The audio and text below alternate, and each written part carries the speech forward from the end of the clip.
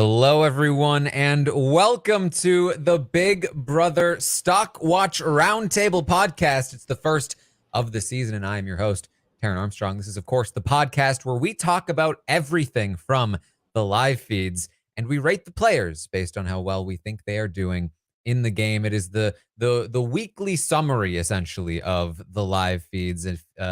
If you don't really do the updates, or you do the updates, but you also like to hear even more in-depth discussion and summaries of what's happening, and also the Stockwatch where we rate the players, all of that happens here.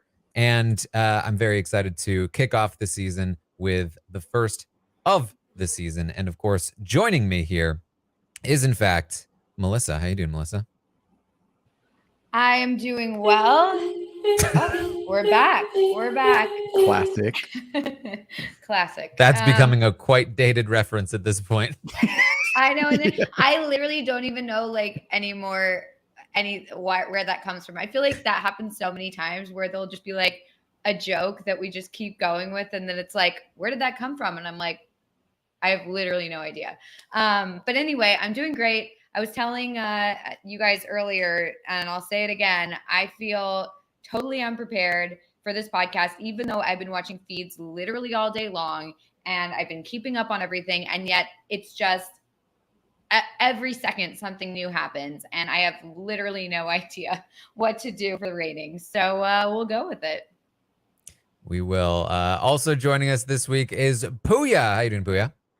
I'm doing good. Last time y'all saw me, I was lacking sleep. This time you've seen me, I'm lacking more sleep. Remember when we were all complaining about no feeds like 5 months ago? Do we have enough? Are we getting enough? Because my God, are we getting overcompensated? And I absolutely love it. But it is also a full-time job to try and keep up with it. It's been a fun ride. So I'm excited to be here. Happy to be here for the first Stockwatch. Yes, I can in fact confirm. Genuinely full-time job. So yes, we are here to talk through the events of the week. We don't even have a full week to talk about because the feed started on Wednesday night, which means that theoretically we're covering like 5+ days ish, like 6 days, whatever it is. So I mean, certainly today is day 7.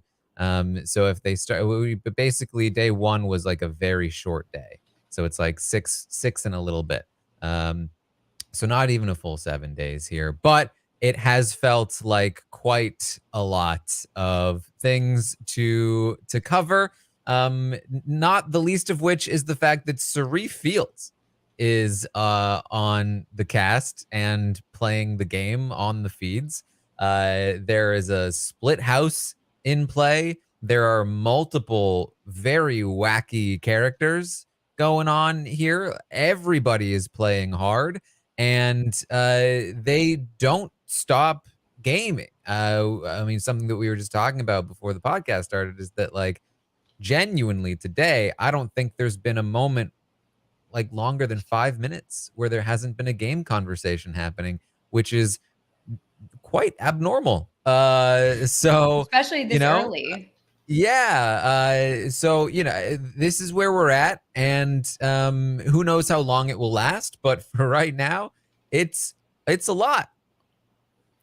Yeah, that's what I was saying. This is also a week where the target has been on the block from the beginning, stayed on the block, and has always been going out first. Kirsten has always been the one going out, yet the gameplay is as if things are like fluid and anything can happen. So just wait till next week when there's an HOH that gets to put up who they want to put up, and there's active campaigning. It's gonna get even wilder from here, in my opinion. So it is absolutely incredible, given all the things we do know and have seen, that we were getting this not caliber, that's the wrong word, because some of the gameplay do be sloppy, but this level and height of gameplay that we're getting. It's a lot. Yeah.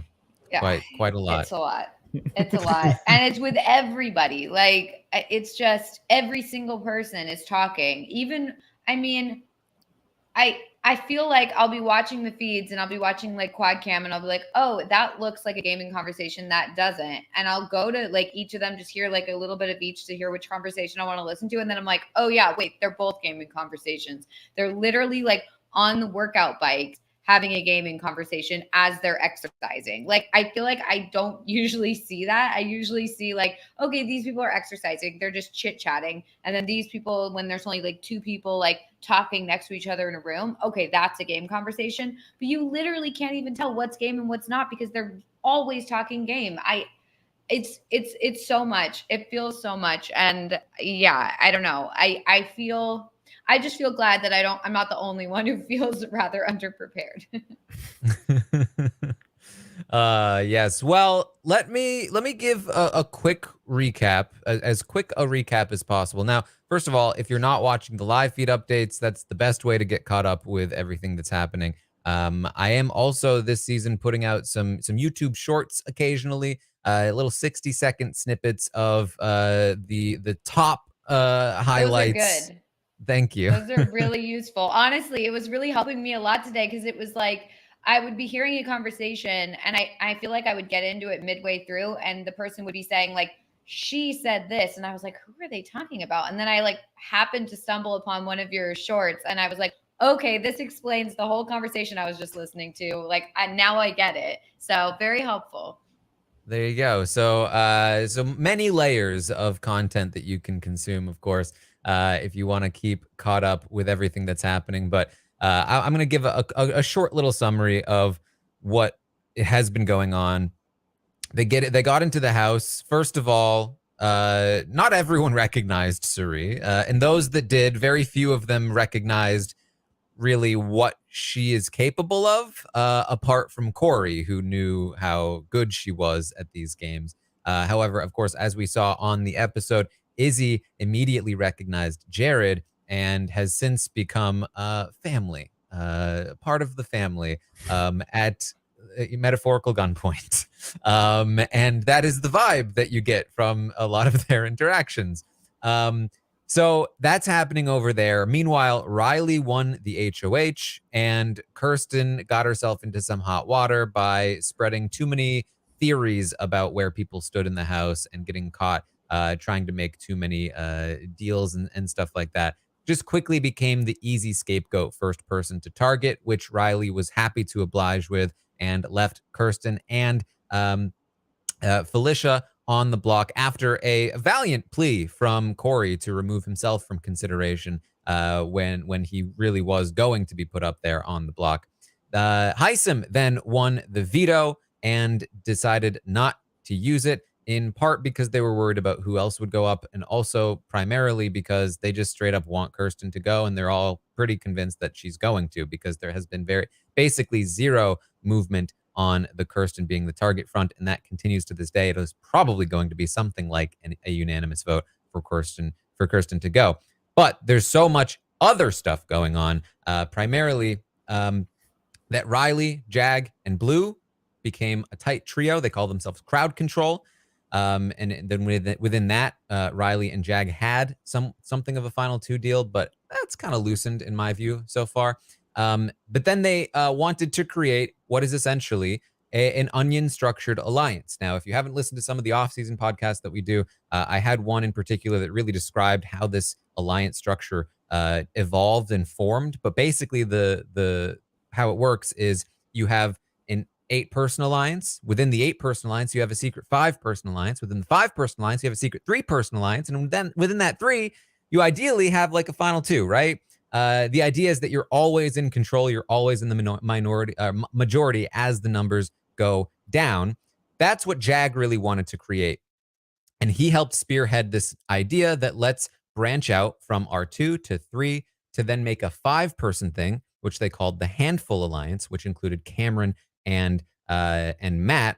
And then from there, they made an 8-person thing, which included Corey, Jared, and America. And they called that Family Style. Of course, Jared, being Suri's son, went and ratted the alliance out to Suri and the other side, who then quickly decided we need to gather as many people as possible and started gathering up all of the other people who weren't in that alliance to get together to combat that alliance. And their side has become known as the Professors now.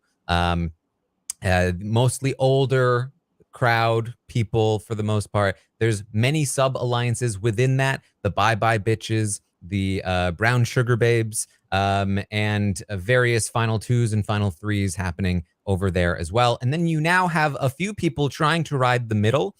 Jared is fake riding the middle with Corey, who's real riding the middle. You have somebody like Cameron, who very recently decided to jump ship from a sinking family style alliance and is trying to bring Riley with him forcibly. And basically just a lot of stuff shifting around and moving. But for the most part, it's looking right now like Riley is still a big target from the Professor side, with Jag and Blue as other big targets. And then from the family style side, they are looking pretty firmly at Heisem or maybe Izzy as their target, with, again, some small differences depending on the individual. And that's kind of where we stand heading into the next HOH, which is an incredibly important HOH, because the winner of that HOH is really going to solidify and lock in their side and take a first shot over at the other side, which I imagine would either continue the deterioration and crumbling if it's the shot taken at family style, or perhaps begin the deterioration and crumbling of the Professor side. So that's the very large headline where we're at stuff. But again, there's so much happening beneath that layer, between the relationships and the positioning and all of that we, of course, will also get into. Yeah, and Luke is also just there. Okay, everyone's involved. Luke is also there. That's it. He is. Yeah. Yeah. And he's secretly a doctor or a twin. These twin rumors are ridiculous. They are ridiculous. Stop it. Yeah. And Stop the fact it, internet. that the twin rumors, are coming from outside of the house, where we've seen photos of him and his family and can easily verify that he doesn't have a twin. It's like, initially I understood it, right? Because he doesn't know the names of people. He didn't remember Corey's on the block and was in danger. I'm like, okay, maybe, but no. 5 days in, this is just Luke. Luke is being Luke. We can now deduce. I feel like nothing describes the audience of this show in terms of how they judge the players better than everyone dunking on the players for thinking he's a doctor. Like, these idiots think that he's a doctor. Obviously, an illustrator needs to know anatomy. He's so clearly not a doctor. And in the same breath being like, however, have you seen his teeth? He's definitely a twin. Oh my God. So ridiculous. Because listen, even if he was a twin, it's still like the point remains that, like, when you don't know, it's very easy to not know and have theories. When you do know, it's very easy to know what's true and what's not, and easy to judge whether or not somebody should know something or not.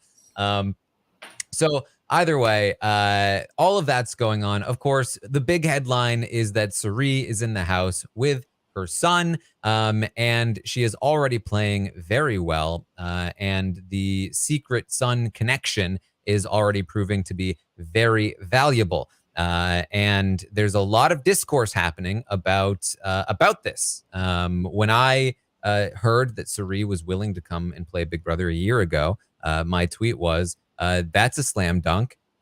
We won't even care if you give her a cast of recruits to steamroll. And that is a sentiment that I think a lot of people share, but it is also a sentiment that some people do not share. And there has been complaining about Suri in probably every tweet or video that I've talked about her, where people are like, but it's unfair. The steamroll is going to happen. And that discourse is still alive. And so we should talk about it.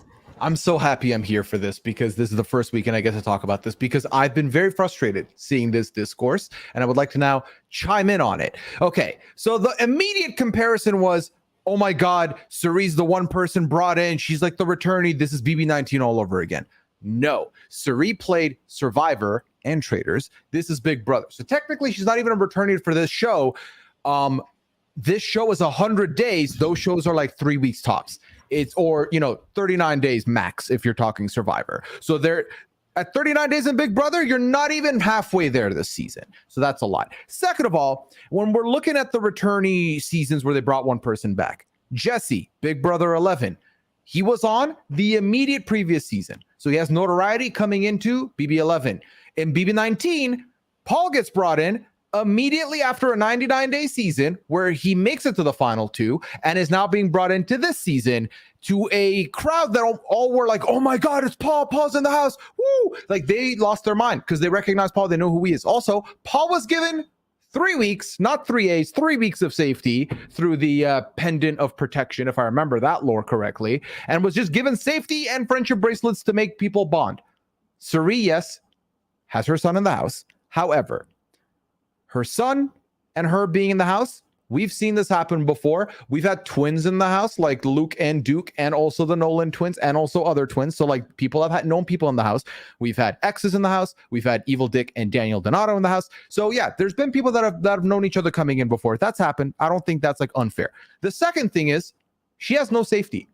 She could have been backdoored this week if they wanted to. They could have put her up. And unlike, she has this lore that's mysterious to a lot of people, where she's been on Survivor. Even if you don't know, you hear someone was on a show 4 times, you're like, they're good. They're really good. They know what they're doing. Oh, and she's made it far.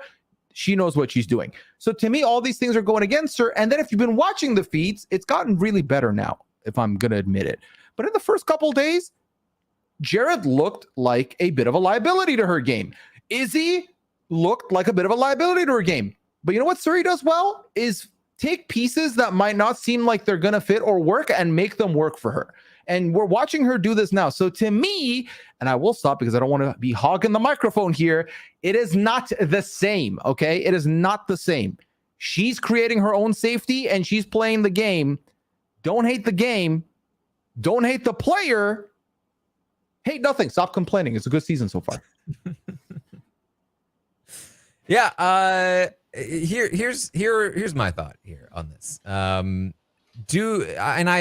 put this to the survey, and by the way, if you want to fill the survey out, I tweeted it out at Armstrong Taran over on Twitter. And you still have roughly a half hour to fill it out before it closes, and we get into the Stockwatch. You can rate the players. You can also answer questions like this. I asked, do you think Cirie's presence with Jared is unfair? And the answers were yes, no, or I don't care. And 26% of the audience said yes, it's unfair. 29% of the audience said no, it's not unfair. And 45% of the audience said I don't care. Yeah, I feel like I fall more into the I don't care camp. Yeah. I don't know. Ultimately, from my perspective, is it unfair? Yeah, of course it is. I mean, like having somebody with this much experience is going to be unfair to begin with. And then having them come in with a secret relative, I think, is a massive advantage, of course. Yeah, it's unfair. Do I care? No. That's like I think, I think people who have paid attention to my arguments against most twists would probably recognize this and realize this, but I don't usually argue in favor of fairness. I usually argue in favor of what makes for the best TV. And I often think that good gameplay and dynamic gameplay makes for the best TV. And that's, that's usually the case. And in an ideal world, I would like things to be as fair as possible as well. But I'm not somebody that thinks that like the show needs to be as fair as possible at all times, because that's not really what Big Brother is. Big Brother is a reflection of our society, and our society is very much not fair. That doesn't mean that we shouldn't try to make it more fair, but when it comes to like fairness, I don't think that there is like an actual level of fairness that we can realistically achieve. Even though I do think, again, I would like to achieve it. I would like to strive for fairness in an ideal world. Again, I would not want Cirie on a season with her son against new players I would rather her be on a season with a bunch of other Survivor, Big Brother players, whatever. That would be even more fun to me, sure. But if this is how we get Cirie, I'm not complaining. And that's because at the end of the day, whether it's a steamroll or it's great television or it's super fair or super unfair, to me, this is an opportunity to watch one of, if not the greatest reality show contestants of all time on our show, on the live feeds in a way that we've never gotten to see her before. This is such a unique opportunity and such a unique position that, like, I'm very much willing to sacrifice a little bit of fairness, sacrifice even some dynamic gameplay, because there's more value to actually seeing this person play on my screen than those more temporary things. I think that the long-term benefits of having Cirie play, for me at least, and that's just, I'm not speaking for anyone else, are so grand. And I'm also the person that like argued occasionally in favor of a season like Big Brother Canada 7 or like, you know, other things like that. Like I like seasons that stand out. I don't always need to be 100% like hit at all sides by dynamicism and like all this like crazy back and forth gameplay all the time. I like it. I want it most of the time, but I'm also willing to sacrifice it when I have other things that I want to watch. Like just all the time, right? If I could get Dan Giesling to come back and play, I would also take Dan with a bunch of new players again who maybe even didn't know who he was. And maybe he'd steamroll that season, but I would love to watch it because I love watching Dan. You know what I mean? That's where I stand on it. So if you're going to like come at me with these arguments of like, hey, it's unfair or it's going to be a steamroll or whatever, I hear you. I don't disagree. I just don't care. And that's my perspective. Yeah, I feel like I don't know. I don't think it's unfair to have Cirie play because she hasn't played Big Brother before. Survivor is very different from Big Brother, and I don't feel like we were saying the same thing when what's their names were coming in, Jackie and Jeff or whatever, were coming in from The Amazing Race. I feel like we weren't like, oh, they've already been on reality TV before. This isn't fair. I think that the unfairness, if I were to think there was any unfairness, would stem from the fact that she's playing with a relative and it's a secret relative. And so that's already like a connection that she has in the house that they can pretend it doesn't exist and that she can always trust. So I think like that element of it maybe could be considered unfair. But I think just Cirie playing, that doesn't seem unfair to me. I think maybe if there was something unfair is that she didn't have to play in the first competition to determine who would be nominated. So like she couldn't have been one of the first nominees. So maybe that element of it wasn't very fair. But I think overall, I'm not really thinking about it anymore. I'm just like watching everybody play in the house. And like, I don't feel like, I feel like after this week, the hope is that this conversation can be over and that we don't have to like be like talking about like, oh, Cirie's in the house, whatever. We can just kind of be watching it as its own season and just watching how it plays out. I don't know. Yeah. I feel like also on maybe not mentioned enough when this discourse is happening is that this is a very, very entertaining and dynamic cast. And it is opening up a lot of different dynamics and a lot of different bits of excitement for me. And it has been very entertaining to watch. Cirie, listen, yes, have I watched all of Cirie's Survivor seasons? Yes. Have I watched her on Snake in the Grass? Yes. Did I cover her Traders season? Yes. So I love me some Cirie. That being said, there's a lot of entertaining people on this cast that are equally as fun to watch play the game on these feeds. And it has been a good time. So ultimately, to me, do I think it's unfair? Hypothetically, I could see that. At the same time, I can also recognize that it's not as unfair as a lot of the other shenanigans we've seen. So I don't like when the two are compared because I feel like this is a different thing. That's a different thing. But y'all, it's been fun. We can all agree on that point. And you know who has it the most unfair? If we're going to keep it a stack, Matt has had the most unfair time in this house because I do feel like he's being done dirty with there not being in, like, he's really struggling with his hearing in that house. I feel like for sure, which my heart goes out to him. So I feel like if anything, Matt's the one that's like got it the worst out of anybody in this house right now.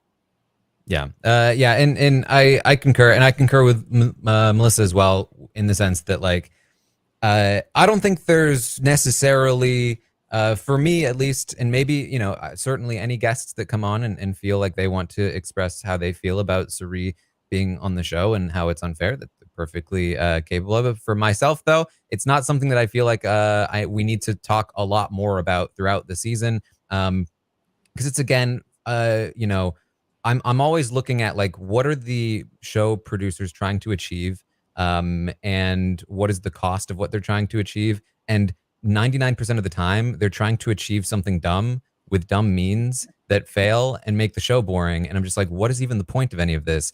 In this case, the cost is maybe a little bit of fairness, maybe even eventually a steamroll, whatever the case may be. Certainly not so far. But what we actually get, what they're trying to achieve, is something that I've actually really wanted for a long time. And that's Cirie on the show. And that might not be something that you have wanted or want at all. And that's perfectly valid. And I perfectly respect that opinion. It's just not one that I hold. And so we're giving it space here. But I think for the future, you know, we don't need to keep talking about it. Agree to disagree. Those are the 3 words. We can move on. Yeah. Yeah. All right.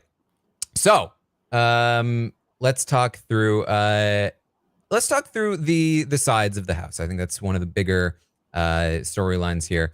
You know, because again, for all that we've talked about, like this Cirie stuff, and for all that it might eventually become, because I could see a world where like Cirie's side totally wins out, and then from there, I mean, she's got some pretty firm control over that, and I could see that getting slow at the end. But right now, it is extremely chaotic and extremely fluid, and that is primarily, I would even argue, because Cirie and Jared are in the house. If they were not secretly a duo in the house, I think that we would be looking at a much more normal and palatable first week. Maybe not palatable is the wrong word. We don't like it for our palate. Straightforward. But easier to digest. Yeah, straightforward week where a big majority alliance is set up. They get a big head start over the rest of the field. And then, you know, who knows what happens from there. But we've seen that time and time again. This season, though, because Jared is included in this alliance, because he secretly has his mother on the cast, who is a Survivor legend, we have, for the first time ever, a very unique dynamic where an onion alliance is formed on one side with decently built structure and you know, following the rules for the most part that you would expect somebody to follow to do it right.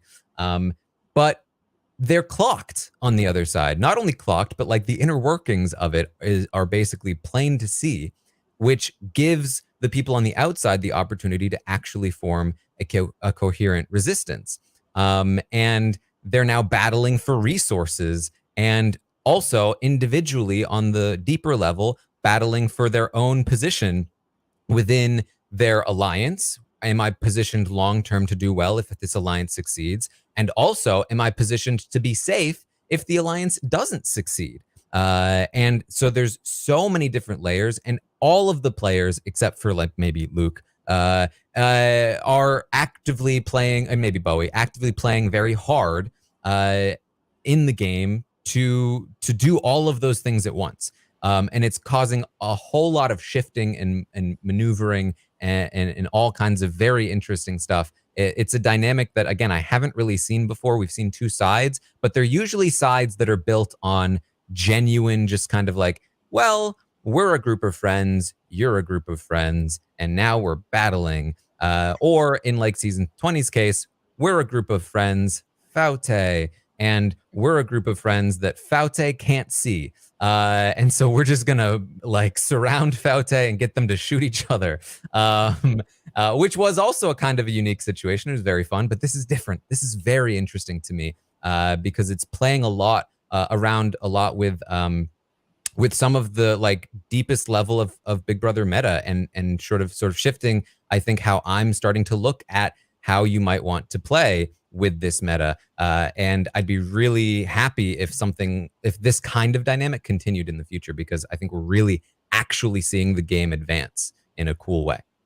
It's kind of sad to think that if Jared and Suri weren't playing this season, I could absolutely, or if Jared was playing and Suri wasn't here, I could absolutely see this playing out like a typical season with, you know, the big power structure of like the quote unquote cool kids, and then everyone else is kind of on the outs, because Jared wouldn't have had the like reason to reveal this to the other side. He probably would have just stuck with the big majority alliance, and it would have just kept going like normal. And then maybe later down the line, the outside people would be like, hey, wait a second, we're not included in anything. What do we need to do something, maybe. But by that point, maybe it's too late. Who knows? But I feel like we're very lucky in this situation that Jared wasn't just like, yeah, I'm just going to go with these guys. It's just easier. And instead, you know, we've got this weird flowy situation. Yeah. I think one thing I really want to talk about is Jag's structure, and the fact that Jag feels like a very promising player who is in a ton of danger, and like his entire castle has fallen around him. And I kind of want to talk about why, because there's an obvious answer, which is that Jared ratted everything out, right? But there's more to it as well. And you know, we don't see a lot of properly set up onion structures. You know, obviously we had the one in 16, and then Paul made a good one in 19. But apart from that, like, there haven't been too many really big ones. Usually what we'll see is something, and obviously Cody made a good one in 22. But then we'll also see like the more like parachute style thing, like the cookout and the pretty boys and the brigade. And that's another version of this that we've seen before. And it tends to work really well. But we've never seen somebody like actively try to create one from scratch, knowing what they were doing for the Onion Alliance. We've seen it work for the pretty boys with the parachute stuff, but not for the Onion stuff.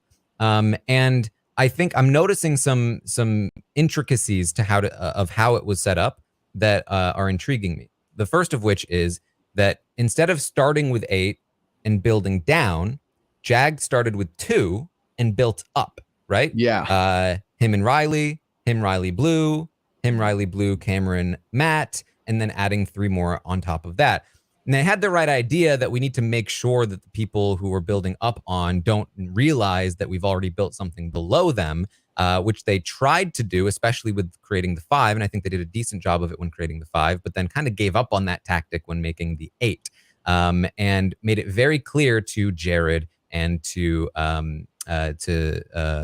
Corey that they were the last people brought in to this alliance. When we've seen this work really well in the past, it's been more along the lines of, let's get the big group together, and then once that has happened, let's grab the people that we want from within the group to come off to the side a little bit. It's really us though, right? Because the dynamic has started in the place where you're informing everybody, you're having group meetings with everybody, and everybody felt good at the time because it was genuinely built at the time. Leftovers is another decent example of this to some degree, where like, yeah, they had that like small initial conversation with the 4 bros, but in reality, there was so much more to that going on, and they have this big thing happening at the start, and then again, they broke down smaller afterward. And that's how Suri has organized her Onion Alliance. And it's not as nicely mathematically divisible, but she also has a large group of people that she has many different subgroups within that are very overlapping and in some ways more effective because they're not so straightforward and way harder to see. And I think it's really interesting to watch the more natural building of Suri's Onion versus the very structured, intentional building of Jag's. Yeah. That's very well put. Go ahead, Melissa. No, you go. Yeah, I agree with that, Taran, because I do think that Jag had the right idea. And obviously, a couple of days ago, if you'd asked me who's playing the best right now, I would have said, Jag's got this. Like, he's really figured it out. I still think he's a high potential player. I still think he can pick this game up and run with it really well. However, I think that is the big tough part of building this Onion Alliance, is that they had it strong. They started really strong with the part that was already set in stone, right? I feel like his relationship with Riley was always going to be good. His relationship with Blue was always going to be good. But then dropping the ball and sloppily putting together the end pieces, think of a house of cards. You don't start at the tip. The tip comes later. The foundation needs to be strong. And because the 8 was kind of sloppily slapped together, and obviously adding Jared for many reasons is the mistake here, as far as like, leaky information goes, but they never felt safe in it to begin with. And I think that was the issue. Something I felt today watching him is that, bless my guy's heart, he's dealing with outdated information right now. He is behind. He is where the casuals are with where the show is this week. He's not with the feeders, which is not a good place to be when you're inside the house. And that worries me for him as well. Yeah, I mean, that's the crazy thing is how fast things can change, because I really thought like Jag was like in control. And I thought that his whole idea of the onion thing was actually a very good idea. Maybe he could have like in his own mind been like, this is the real core. But like in that conversation, instead of saying that, just being like, let's get a 5 together, or let's get an 8 together, or whatever. And then kind of like whittle it down from there. But I do feel like I don't think it's a terrible idea. I really think the main issue is that he had a mole of Jared being in that group who was going to out them anyway. And so I think like it could have worked out for him. But it just didn't. And now that he doesn't have all the information, and now that he's behind, and also that people are starting to say out loud, like, oh, Jag is like a power player, like he's in control, he knows what's going on, blah, blah, blah. If they're saying that, like, that's not good for you. You don't want to be known as someone who's like putting pieces together and like doing this and that. It's like, you want to be just like, and then when people are told that, they're like, really? I didn't see him in that way. And they're like, no, that's really who he is. And they're starting to change the perception on Jag. And it's, I don't know. I'm a little worried about him. I think he's smart enough to like pull through this, but yeah, it does not seem like he's in that good of a spot moving into the next week. I think they selected the wrong people for the 5. In my opinion, I feel like the 2 people who were already feeling shaky because they were on the block needed to be recruited into this 5 piece. Again, Jared, plays a big part as the mole, but ultimately Corey should have been one of your building blocks here. And Corey was the add-on. Would you like to donate 70 cents to charity at the end of your fast food order? You're like, yes. No, he should have been. I don't want to make this a food analogy, so I'm going to move on. He should have been there earlier, is what I'm trying to say. I mean, additionally, there's many other things that went wrong here. I mean, Cameron solo has done a bunch of like destroyed basically anything that was left, and he's got no relation to Sari. So I feel like there's definitely things that went wrong here, which is unfortunate. But like I said, I feel like now for me, Jag is in a place where he is set up to be in a bad spot next week with potentially being targeted. Should he survive the next week, I could see him picking his feet back up and landing in a better spot. But for now, what seemed to be very safe is very dangerous for him. Yeah, and I do agree. Like on another season, this could have worked. Even with the flaws that we're talking about, it still could have worked. We've seen more flawed structures work in the past because they get set up, they aren't seen, and then they do well. You win comps, and all of a sudden, it's all locked in. I mean, the committee was way less structured and way more like haphazardly put together in the start of Big Brother 22 than this alliance was, with more wild cards and like weird relationships within it than this one did. But they just kept winning. And that could still happen to some degree. Luckily, though, there still are quite a few cracks that Sari and company have been able to form in their foundation. And I think it's worth talking about, like, you know, we talk about these things as good strategy, winning the first HOH, creating these big alliances early. And it seems like, especially recently, hasn't been working too well for some people. Since Cody, you know, you had Frenchie, you had Daniel, and now you have Riley. And it seems like all 3 of them are not really doing well as the first HOH. I think it's important to emphasize at this point And obviously we talked about it with Frenchie, we talked about it with Daniel, and I think it's also important to talk about the fact that like these aren't exactly like top tier players that we're talking about. I think the main thing I think maybe the wording needs to be more specific when we talk about it. I think that winning the first HOH, making that first big alliance, whatever the case may be, I think it gives you a head start on the game. I think it gives you a good foundation, a good head start, a good advantage to start the game. It does not automatically mean that you are going to succeed or to win or whatever the case may be.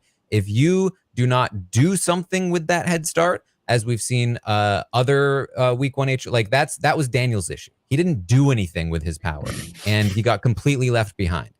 Frenchie's issue is that he was way too messy with his power and he got blown up.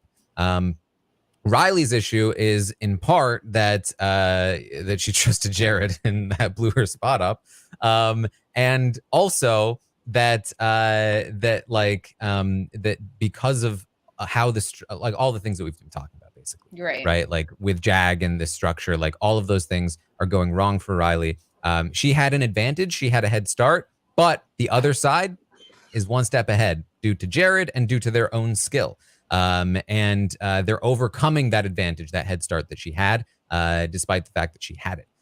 Now, there's a case to be made that if Riley hadn't won this HOH, she might be in a better spot, which I think is a viable case to make, because I think that while it does give you a head start and a leg up, if you don't take advantage of it, if you don't use it properly, then there is some risk attached. There's more negatives that could come from it. If that's the case. So I would still definitely advocate go for the first HOH. You want to win it. It gives you an advantage. It gives you a really solid platform to bounce off from.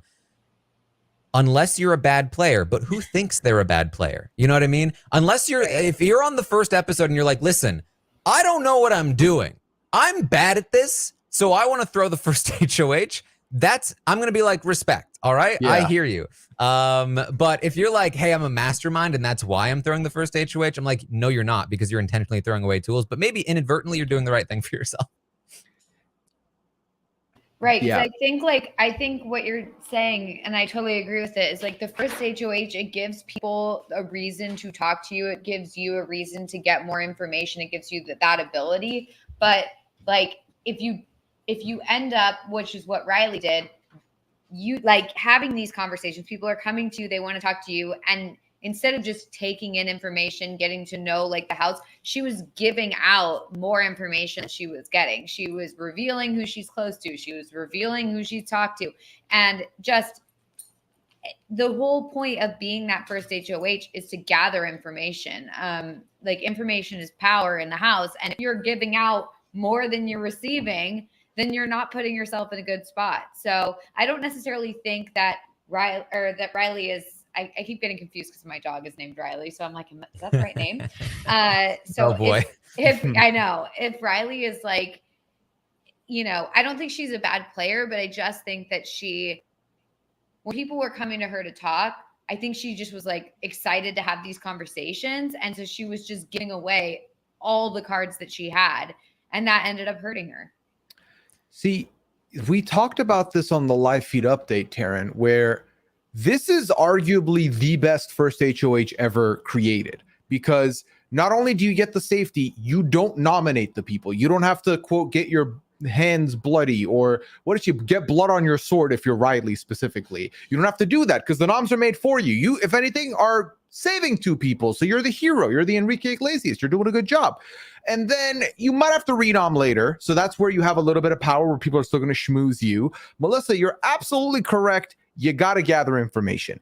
And the one highlight I want to point out to encapsulate Riley's information gathering, Felicia went into the HOH room, sat next to her and said, so who are you aligned with? And Riley said who she was aligned with, fully gave her everyone that she feels good about. That's not how you're supposed to play that. Taran, I still 100% agree. Winning the first HOH is giving you a better head start. My favorite tweet of the week was from Kevin Jacobs. Shout out to the newlywed Kevin Jacobs, who said that Big Brother is a game where not everyone starts at the same spot. You all have different starting points. If you can recognize where your starting point is, you've done a phenomenal job. That's a great place to be. And I genuinely subscribe to that idea as well. And, there was discourse before the season. If you're a really good player and you get first HOH, congrats. You're about to set up something nice. You're going to be in a good spot. If you are not good with it, if you can't wield the sword, you will hurt your game more than you will help it.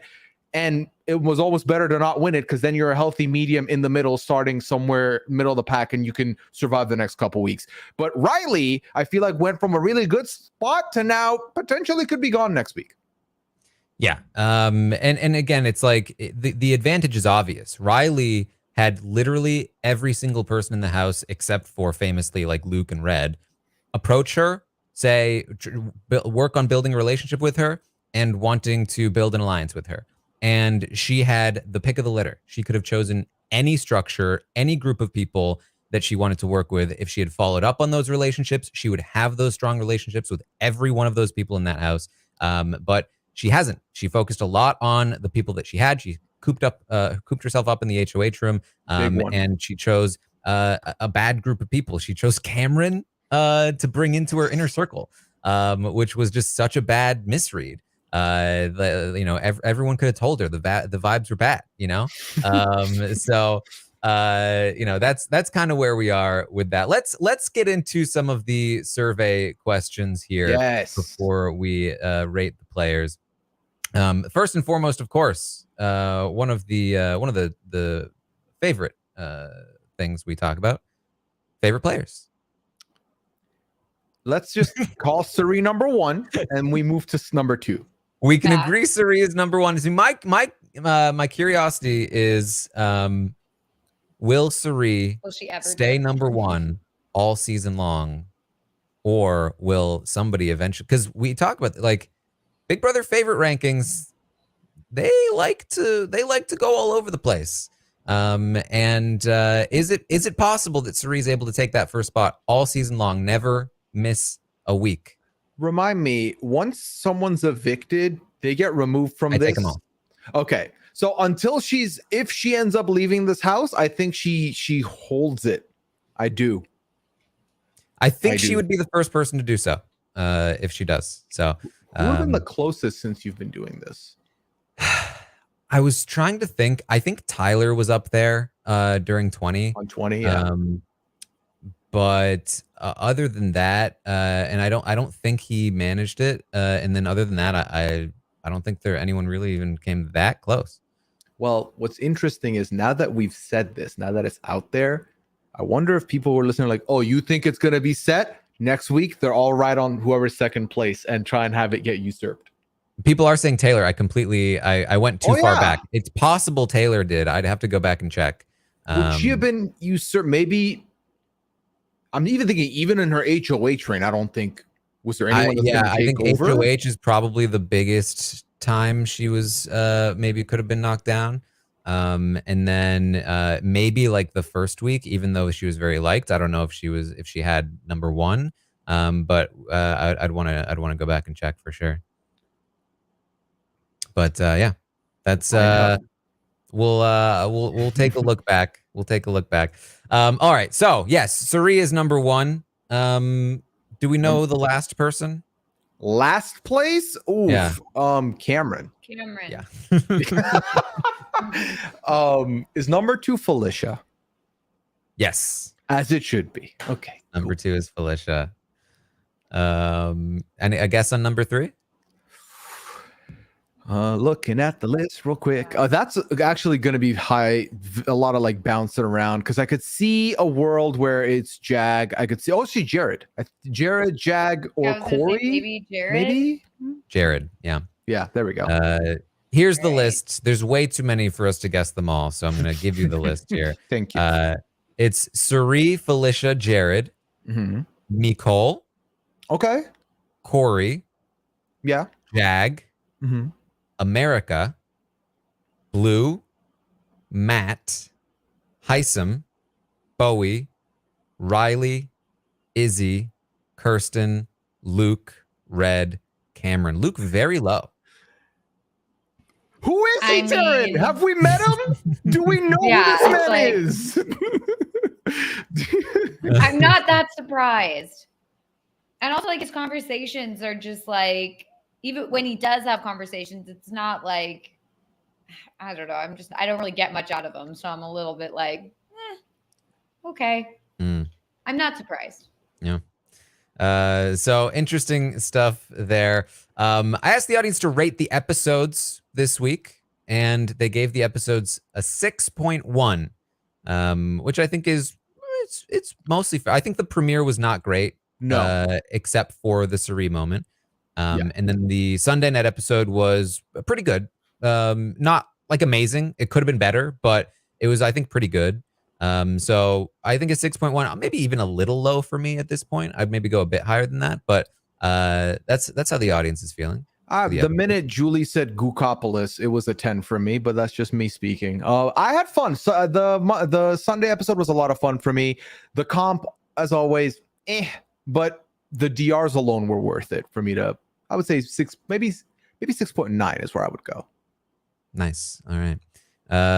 So I asked the audience to rate the feeds this week, and the feeds got a 9.2, which I believe is the highest ever for week one, or just generally any week. I think. Nice. That is wild. That since we've been doing really this, good. yeah. So yeah, very, very high feeds rating here. And why not? I mean, it's given almost everything. I think the only thing you're really missing is like a full blown out fight. Yeah. But we've seen some little fights here and there. Some disagreements, some beefs. Yeah. Yeah. And like pretty much everything else that you'd want to see just constantly happening. No downtime. It's been very good. Yeah, no Very complaints from me. At no point have I slapped on feeds and been bored / thought I'll walk away. I've had to not turn them on because if I do, I will not leave my computer. And if I have other stuff to do, I just can't get myself to get there. So it's been delivering on all facets for me. Yeah. Yeah, I mean, I think my cumulative free time since the premiere has been can be counted in hours. And that's minus that's including the lack of sleep I'm getting. Can I hit you with a fun fact, both of you? We are not even past week one, and I'm pretty sure not only have we doubled the amount of hours of content we've got off episode than Big Brother Canada 11's digital dailies, but also we've got double the gameplay and entertainment off of these feeds than we have all of Big Brother Canada 11's digital dailies. Oh, I think more than doubled on the entertainment. It was like 60 something. I think cumulatively was like 68 or so hours. It wasn't that many hours overall from like day one to like end. I'm just happy. I'm just so happy we have feeds. I just feel like it's like we haven't had feeds for so long, and I don't count the digital dailies as feeds. Like I just don't. And this served as a good reminder, Melissa. Like this whole week has been a good reminder of this is exactly why everyone was up in arms February? Right. It just doesn't compare. It really does not compare. It's not the same show at all. Like this is why we love Big Brother. It's like, and I mean, think about it. If we only had the 2 episodes, like it's just like I'd be like not even invested. I'd be like, okay, well, we still don't really know anything yet. Let's just see what happens. We'd only know about like Kirsten's messy gameplay. It's like that's all we know. And instead, we've got so much going on. Like there's hours and hours of things to talk about. It's just this is why we love it. This is why we love Big Brother. It's because of the feeds. It's because, the game is so exciting. The game is so fun. And if we don't get to see it and we just get these nice little curated episodes with like stupid competitions, like that doesn't do it for me. So I'm so happy to be like back in it and back excited about it. Like I'm actually thinking about Big Brother now. Like when Big Brother Canada was going on, I would literally not think about it until it was like an episode was coming on, and I'd be like, oh yeah, there's an episode tonight. The show ended, Melissa. The show ended the next day. I didn't hear or see Big Brother again until the preseason for 25 started. So yeah. It was a ghost town. town. We're blessed. We're blessed is what I'm trying to say. This is amazing. Like this is, and it just makes me like God, if Big Brother Canada comes back and doesn't have feeds, like, I don't want to do it again. I don't want to cover that season. I really don't. I just can't do it. An extended winter this off. is what I like. Like, this is what I like. I don't like that. And like, that's the reason, like, I mean, I only podcast about Big Brother. I'm not like a podcast person. I don't know. Like I podcast about Big Brother because I love Big Brother. And so I'm not just like, oh, I gotta talk, you know? And so like for me, I don't Melissa, really care about talking about Big Brother Canada at this if you love Big Brother so much, you should. We saw the slop recipe was floating on Twitter. I think you should make it and eat it next Stockwatch. Yeah, I know you so guys much. are trying to get me to do that. I don't know if I'm that candidate. But if you love Big Brother, is this should Honestly, this be the next? Should this be the next wager? That like all right, all right, the next chapstick. We need the person who does the worst in the drafts. You know, I said I was out. I said I was out on the wagers, right? Because last season, my stomach not happy. However, Melissa, I'm willing to do a wager with you right now. We've each drafted a team. First one to lose all three players. See, are you saying you don't back yourself? My team sucks. No, come on. This is a good Melissa. You might try it anyway. Why not? Why not? Okay, pick up the stakes here. We should do it with everyone though. I'm down. Right, Taran? We should say whoever loses all three. If you lose all three members of your draft, then you have to listen. Amana has eaten a chapstick before, and Rob ate slop for the promo video. So I think they're both in automatically at this point. So let's make it official. We should do it. Yeah. All right, there it is. First person to lose all three draft team members. Who's on? Rob has Kirsten. Rob has Kirsten and Felicia and Corey. Felicia's not going anywhere anytime soon. So Felicia's safe. Rob's okay. Yeah. Yeah, Rob I think I'm most in danger, I would say. Who do you have, Melissa? God, I have America, Izzy and America and Cameron. So okay. I'll see you in Slaptown. The only problem with it is that there's like all these random proteins that you have to add in, and those are so expensive.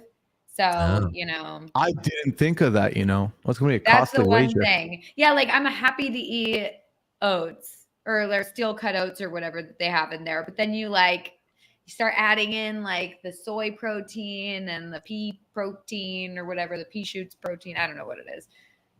I don't know. Maybe I can convince Dennis that it'd be good for his workout routine. Yeah, there you go. I'll make Dennis eat it. How about that? All right. Well, I also asked the audience to rate the season as a whole so far, and they gave the season as a whole so far an 8.5. Not quite as high as the feeds this week, but definitely some optimism here for the season. And I agree. I'm very excited about the season.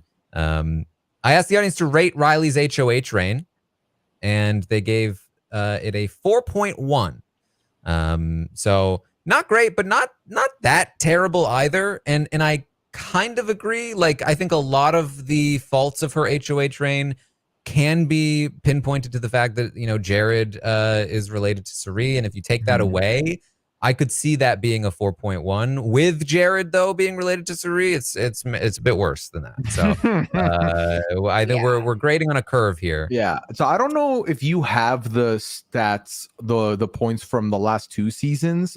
I want to know if this is higher than Daniel and Frenchie's HOHs. I don't know if that's easily accessible though. Let's see. The tricky part is that this is a pretty recent question that I introduced. So I don't think I have a rating for Frenchie, unfortunately. But I can look one up for Daniel as we move through this. Sure. I also asked the audience to rate the opening night nomination twist. And people were not a fan. 3.7. 3.7. Yeah. Yeah. I to be fair, I don't like it, but I also feel like it could have been much worse. It could have been like an immediate. It could have been worse. Yeah, that's true. Or like something like that. So, if they're going to give us a twist that we like hate and don't like at least it's this, because at least this, it does put 4 people on the block, but then they have 2 chances to get off the block because they can convince the HOH to, remove their nomination or whatever, which, we saw Corey was able to successfully do. And also Jared, but, I feel like Corey's was more extremes because I think Corey was more guaranteed. He was gonna be on the block. Yeah, exactly. And so, you know, you were able to convince. You had that chance to convince HOH, and then you also had a veto. So I do feel like it's just, I don't love it because it's just like, okay, well, you have 4 people now on the block that we don't really know yet, and so we don't really care. But it wasn't just, you know, you're dead in the water if you get put on the block the first day. So I think, I don't know, it's okay. Yeah, I thought it was bad. It could have been worse for sure, but I really didn't like it. A quick update here. Even last year, I didn't have this question exactly the same. I changed it to a rating, but last year it was just a question. Do you think Daniel did what was best for his game as the HOH? And I can tell you that 96% of the audience said no. So probably wouldn't have been a great rating there. Probably would have been worse. Riley did better. There we go. Glad we're all on the same page, audience. Yeah, I typically don't love when a comp is going to determine who's on the block out the gate. Because again, some people come into this game, they're more socially savvy, some are more strategic, and then some are just more physical. And granted, these comps were not like super physical, but to me, my heart dropped because I thought, man, I was so excited to see Felicia. I feel like she's going to be on the short list. And what happened? She was on the short list, and I hated that. So I don't love when the comps have to deliberate it, but also I'm happy that no one went home night 1. So I'll take that, I guess. That's a plus. Yeah. All right. Then I asked, because there's one other twist, and I really wanted to get this one in because I feel like it's a stat that I want to just have, just to keep just like a high point. Rate the Saria's the 17th house guest twist. 8.9. 8.9 for that twist. Approval. Yeah, it's out of 10. 8.9. People love. And this is why I wanted to ask this question. We can now say the highest rated twist of all time is Sari. Sari coming in. Sari would have gotten drafted number 1 on the twist draft, Taran. Sari would get drafted early. Yes. Yeah. It's a rare one. I love doing this when there's a split house. Even when the answer is obvious. If the house continues to be split, we'll keep asking this question. Are you team family style or team professors? And 84% of the audience are team professors. 16% team family style. Yeah. Combine the fact that professors has Sari in it and then family style has Cameron in it. I feel like that was an easy guess for sure. I mean, look, I'll give you this. There's a question at the end. I'll skip to that one. Who do you want to see win HOH next week? And I would say I'm team professors, but I kind of want to see family style win the HOH because I feel like they are fractured enough that there's work that Sari's crew can do to make them shoot each other rather than their side.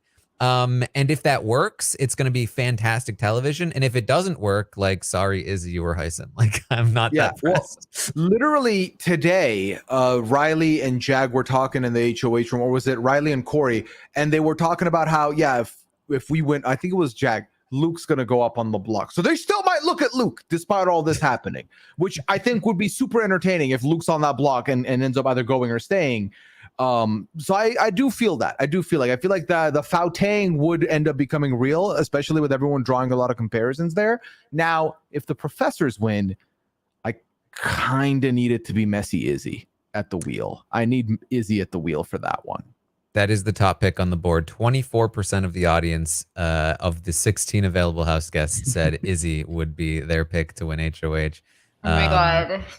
That would be, I can't. They want me to die is the real answer there. That sounds exhausting. Like, I'm already exhausted watching any conversation that Izzy's in just because she's so intense for every conversation that I'm just like, I can't even imagine like one-on-ones with her, like one after the other. Oh my God. If Izzy wins HOH Thursday night, Taran, we're not sleeping until after the live feed update. Just mark it down, man. Who are we? We're not sleeping until Sunday. You guys aren't sleeping at all. You guys not Saturday. Sleeping. Just forget that. Corey, Felicia, Jag, Luke, Heisem, and Nicole were other options that within 8 to 10%. What would Luke wanted to see. do? That I think that's probably why That's people the wanted to I see. feel like I'd be Yeah. interested in seeing a Corey HOH. Luke. I feel Luke like- has. Oh, go ahead. Go ahead. I was just gonna Luke say has with- been. I'm just gonna keep saying. I was just gonna say. Luke has been convinced that he has been told that Riley was going to target him this week. So as of right now, I do think that Riley would be his target. But go ahead, Melissa.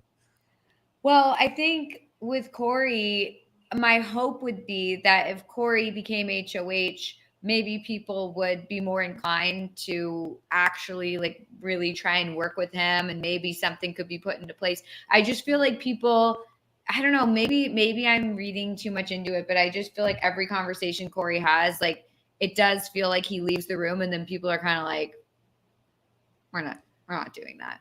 I'm envisioning the conversation that Corey has with Heisem when he wins HOH, where he brings Heisem in and he's like, "All right, Heisem, what are you thinking? How are you feeling?" I don't want to answer that.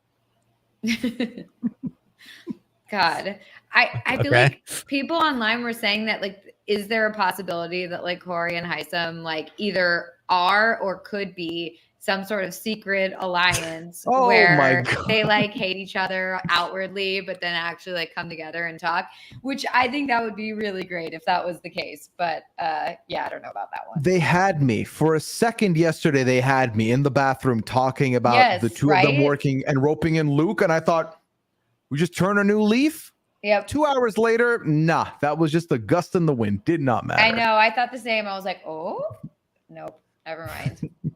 Yeah. Well, speaking of conspiracy theories, I have two conspiracy theory questions. One, do you think there's an 18th house guest? Everyone seems convinced. Well, I hope not. Pooya, what is your thought? Listen, for the longest time, I've been saying yes. As the week's winding down, I'm starting to think maybe no, but I'm still team yes. I still do think there's an 18th house guest. Where's my memory wall otherwise? Give me it. All right, Melissa, that what is is weird. Yeah, that is weird that they don't have the memory wall up yet, I think. I mean, especially because they've taken all the photos, or they have photos for it. So like you would think, just put it up. But I'm going to go with no, because I feel like at this point it feels too late. Although, you know, there's that rumor about like how on Thursday there won't be an eviction and instead there'll be like a new house guest added. I don't know about that. I don't know if I believe that. Here's the thing though. Press has been announced for Friday, which could be a lie, but like here's my theory, right?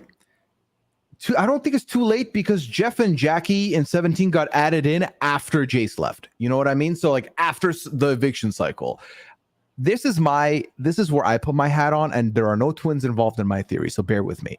I would like to add some evidence into discovery here. So first exhibit is that if you go to the CBS cast bios and you look at everyone's like short link, you know how they'll have like a number 876, 877. There's a gap in between two people's names. I believe Cameron and Corey. There's a gap. There's a missing number in the sequence. That is interesting. Second, and this one is a little bit more ludicrous, but this is what I've been thinking, is I feel like what's premiering Thursday night? That's right, the Challenge USA. What is good cross promo for the show that's premiering right after Big Brother? There's a challenge person coming in. I think that if there's going to be an 18th, it's going to be a challenge person or no 18th altogether. That's what I think. Wasn't Derek X on the challenge? Wasn't he? Well, that's okay. That's been debunked. Oh, really? Well, listen. It's first of all, in response to this question, 61% of the audience said no, there will not be an 18th house guest. 39% thinks yes. It was requested to me that we do an addendum here. Do we think Derek X is the 18th house guest? Yes. Pooya says no. Melissa says yes. I don't think so. I thought it got debunked. I thought there was footage. How did it get debunked? There was footage of him. Where? Oh, yeah, I know where. Yeah, it was in Ovi's video. It was in Ovi's video. Yeah, where Ovi asked predictions on who's gonna win the game this season, and Well, he's Derek not X in the said, house yet. so, but he has the full cast list, Melissa, and he's guessed who's gonna win. Just saying, we don't know. But Pooya, Yes, there's been large strides lately in AI deepfakes. All right. It's very easy to make them nowadays. We know Ovi, he's a smart guy. He's technologically savvy. I feel like he's very capable of this. Aaron, we cannot allow this to be added into the speculation wheel, because then next year when you and I are both doing podcasts and or streams and people are in our chat like, this is deepfake, you AI'd yourself, he's in sequester. Are you ready for this, Taran? I don't know if we need that. I don't know. All I'm saying is, where is he? Where's DX? That's the question I'm going to put out into the ether. Yeah. Now he is missing. He's in the nether region. Can I It's just like, I can't. No. I need to recant this before I get peppered in the post comments. I forgot that Jeff and Jackie were night one. Okay, I did. I forgot. I thought they came week one. They're telling me Jackie sat next to Jace on the ball. Yeah, okay, my bad. It was 6 years ago, fam. 6 years. Was the yeah, that so was many a Boston seasons. Rob moment for me. I was like, yeah. Say Boston Rob? Yeah. Boston Rob? Yeah. If DX, okay, you know what? This could be a long podcast. Let me not. Actually, I'm going to ask it anyway. If DX is in the house, Taran, right? Mm-hmm. Former Big Brother player, has played this game, has played this format of a show. Is it more unfair that DX is there? Is DX now in a better spot because he got to skip a whole eviction? Only if Claire is there with like a Mission Impossible mask to hide her identity as well. Yeah, I think like Derek X coming back in the house, my thought would be that my thinking of it being unfair would be that he missed an eviction. And then that's not very fair to come in late. No, I think it's a disadvantage if no one gets evicted though. If eviction's canceled. If eviction's canceled, then maybe you're right. Maybe that would be a disadvantage because he would be missed coming on a week in of at bonding. a point where he hasn't bonded with anyone, and maybe people Veronica. Although didn't they make them watch Big Brother 23? Wasn't that the first season they insisted that they watch in sequester? That's what I heard. Is that like I forgot who said it, like probably. Blue or somebody was like they've all seen it, I think. The first season they made it like they wanted to go back and watch a bunch of seasons, but then they made them first watch Big Brother 23 and then they could go like watch others or something. I don't know if that's true, but that's what I heard. And so that would make sense that they were like, we want everyone to know Derek X. Yeah. Well, there is another theory about an 18th house guest. No. This is the next question that I asked on the survey. Oh, God. Go on. Do you think Luke is secretly a twin? No. Is that the 18th house guest? I thought you were going to say, do you think Aman is the 18th house guest? Where's Aman? Aman we haven't is heard a twin. from him since the draft. Yeah, Aman is a twin. This is true. Maybe his twin is in the house already and he's going to switch in and they're going to be like, who are you? Don't be close. Please don't tell me this was close, Taran. 87% of the audience thinks no. Said yes. Okay. He is not a twin. Right. 87% said yes, he's a twin. A couple of other quick ones here. Do you think Heisem made the best decision for his game with the veto? 81% of the audience said yes, not using it was the correct move. I tend to agree with that one. Who do you want to be evicted this week? 89% of the audience said Kirsten over Felicia. I think she was sitting next to somebody not the second most favorite player. Maybe different percentages here, but ultimately it's going to be Kirsten. And those are the questions. Those are the survey questions. Nice. We did it. Fun questions. Now we just have 17 house guests. Oh, yeah. That's what we're supposed to do. Oh, my God. I'm sorry, audience. I'm literally going to be like, I don't know. Give them a 5. It's so hard. There's like, it's just, I don't even know. I feel like it changes every 5 seconds. So we'll see how this goes. All right. Well, this is the portion of the podcast where we rate the players from 1 to 10 based on how well we think they are doing in the game, with 10 being the best, 1 being the worst. Your criteria is your own, both from the audience perspective, because we poll the audience to get a number from them, and from the panelist perspective. Myself, I try to look at it majorly from 3 factors. 1 is their short-term safety. How likely are they to be evicted soon? 2 is their long-term prospects. How likely are they to make it far and win the game? And then 3, how well did they just actually perform this week, regardless of their current status? Did they play well according to how I see the game, or did they make a lot of mistakes that I think were, dumb? Or stupid, as Mimi might say.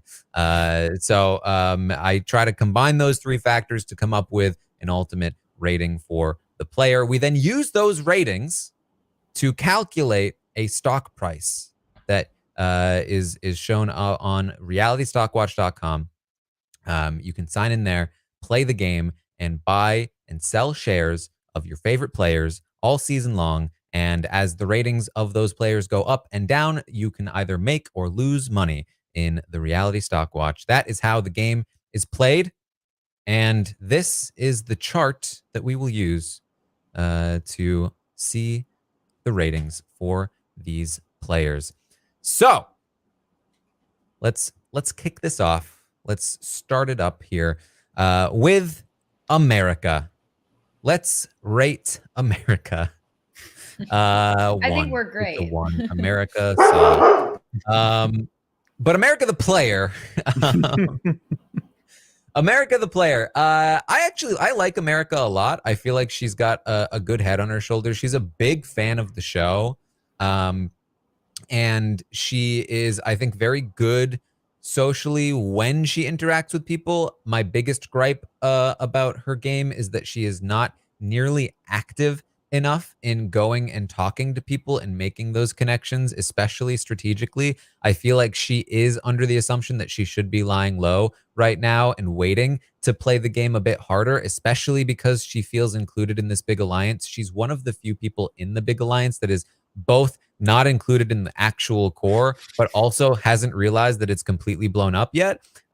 So that's not a great place to be. She's not exactly like a number 1 target, but could very easily be collateral damage if something were to go wrong in the coming weeks. But I think she'll have time to recover, and I think that there's something very genuine about her. Even though people don't always trust her, they see her as somebody that can be used or might be manipulated, but in general is like not gonna be like a schemer that tricks you or manipulates you. And I think that perspective can work for her long term if she lasts long enough. So overall, I feel like I think I should also preface this by saying, because of how the house is situated, there's not a lot of long-term viability for any player except for the really well-positioned ones. 100%. There's so much chaos happening with what's going down that I'm not going to take too much into stock of like what side is looking better or who is even in the know too much. I'm looking primarily at who's really well-positioned, who's really not well-positioned and very likely to be targeted next week. And then in the middle there, I'm mostly just going off of vibes. And I like America's vibes for the most part. So I'm fairly neutral on her overall. I'm going to give her a 5. Let me just reorganize this a little bit here. Melissa, what do you think about America? Yeah, I totally agree. I think that she's laying low right now, which I think is actually good for her. I think overall, what I have seen of her, I think she's smart. I think she knows the game. I mean, she watches the live feeds but isn't like, I'm a super fan about it to most people. I mean, she talks about it a little bit, but isn't the classic like super fan that you would think of. So I don't know if that's gonna get her into trouble necessarily. She was giving some advice about like arguments to be made, like giving Kirsten, for example, like advice about like what she should use for an argument to stay. And I actually thought it was smart. She said that she should, say that she will constantly be a pawn and constantly be a nominee. And so that could be good for, keeping in the house, because then they don't have to be the pawn or whatever. And just like giving her some general advice that I thought honestly was good. And it made me think that when eventually, or if eventually America's on the block, maybe she could, argue her way out of it, or be, at least on top of things. So I think overall she's smart, and because she's laying low in this situation, it's a good thing, even though she's not really in a powerful position in the house yet. So yeah, I'm going to give her a 5 as well, because it really could go either way. All right, Pooya. Yeah, so for me, the way I ended up doing my point system was everyone starts at a 5 and they're getting pluses and minuses to figure out, especially with first week, you're really starting at the middle, right? For me, I ended up having 3 house guests that had just the flat 1 number. Everyone else had 2 numbers I could have jumped to at either point, which they still have the slash next to them. America was also a 5 for me. And for me, the reason is, yes, she could be in danger in the upcoming weeks, but also she's one of the ones that, if she is on the block, I don't think it's going to be as the target. I think there's going to be someone else next to her that's going to be the one they're going to be looking at. Also, I still think there is a world where America can be seen as someone who can get recruited by other people for the purpose of alliance building, whereas some of the people in that family style alliance may already be like done.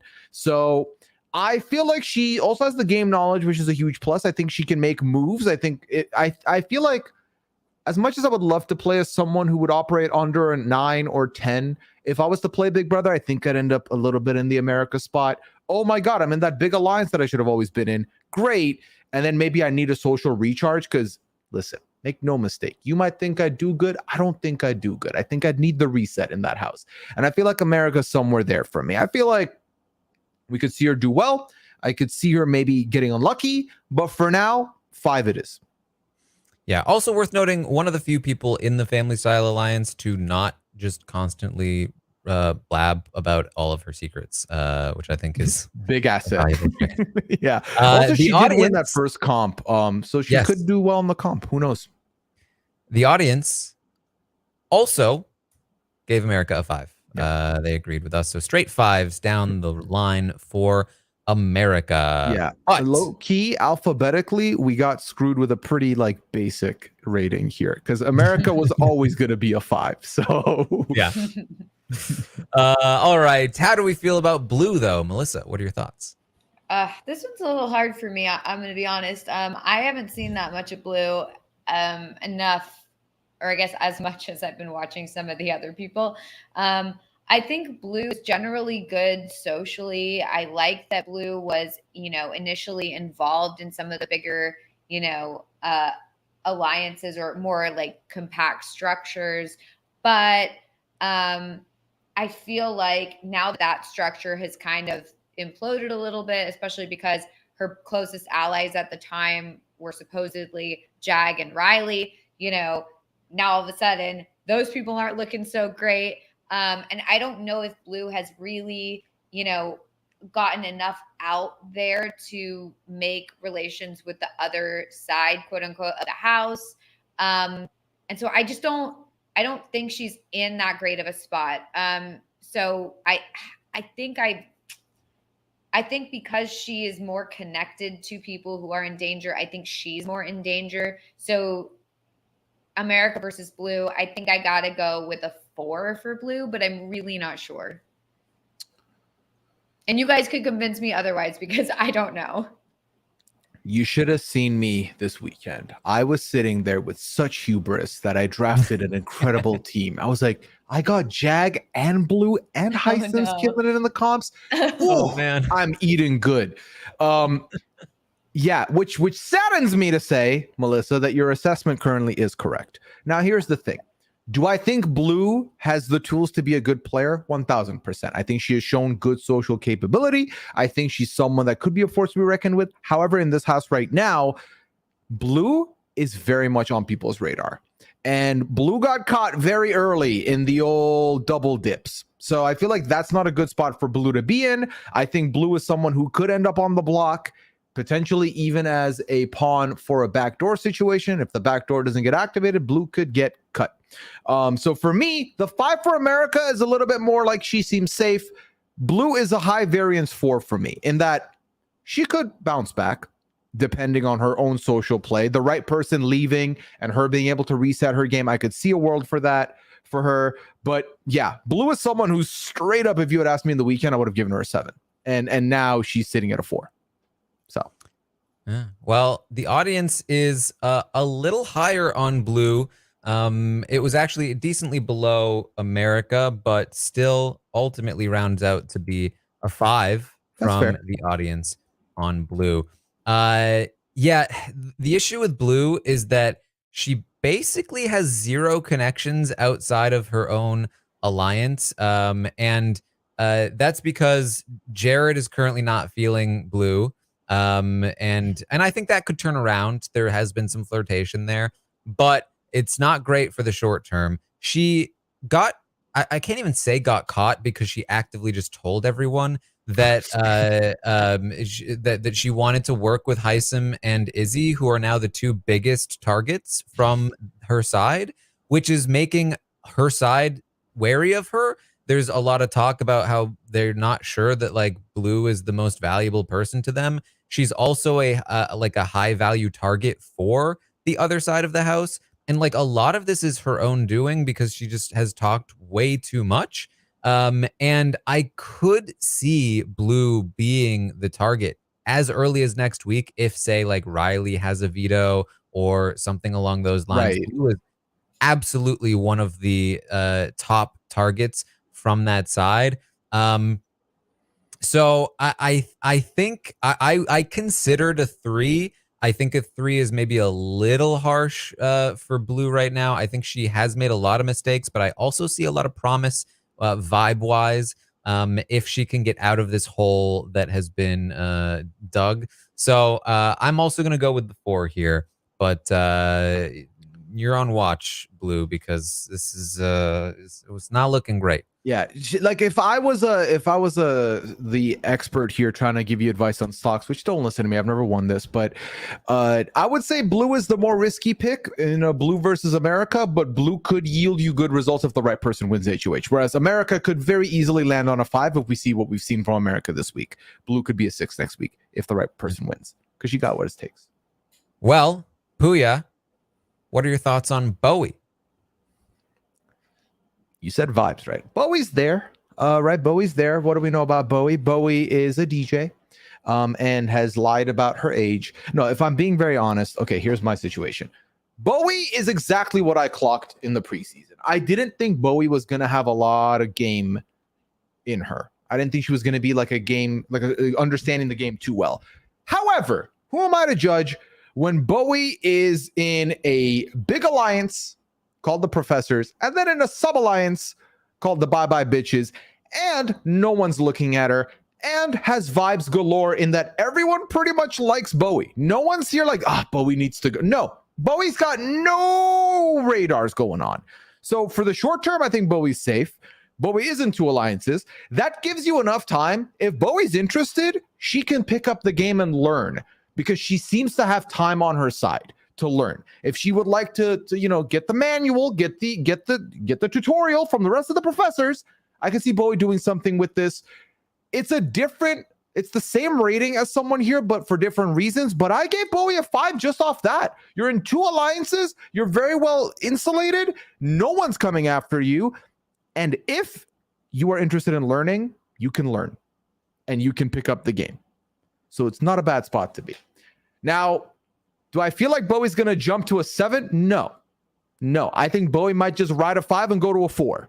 But she's doing decently for someone who is, just chilling.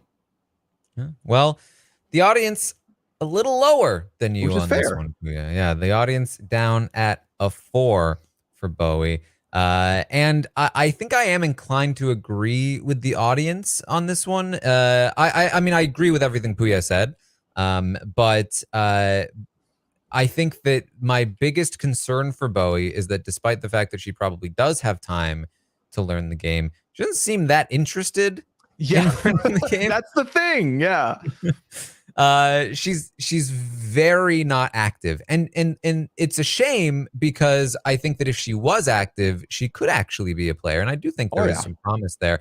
But right now, there's not a lot of respect for Bowie as a game player, which on one hand means that she's not a huge target, but on the other hand means that she is, one of these players that, I think, is she going to win the game right now? No, it's a long game and lots can change. So that is a very timid statement from me.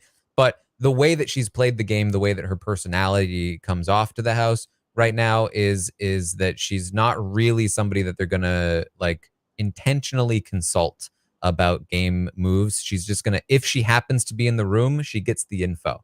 If she's not, then she'll get it later, maybe, if she shows up. She's barely on the feeds in the first place. So in general, I'm still hopeful for Bowie in the future, but especially for a week one, I think it's more of a 4 for me. Melissa, what do you think?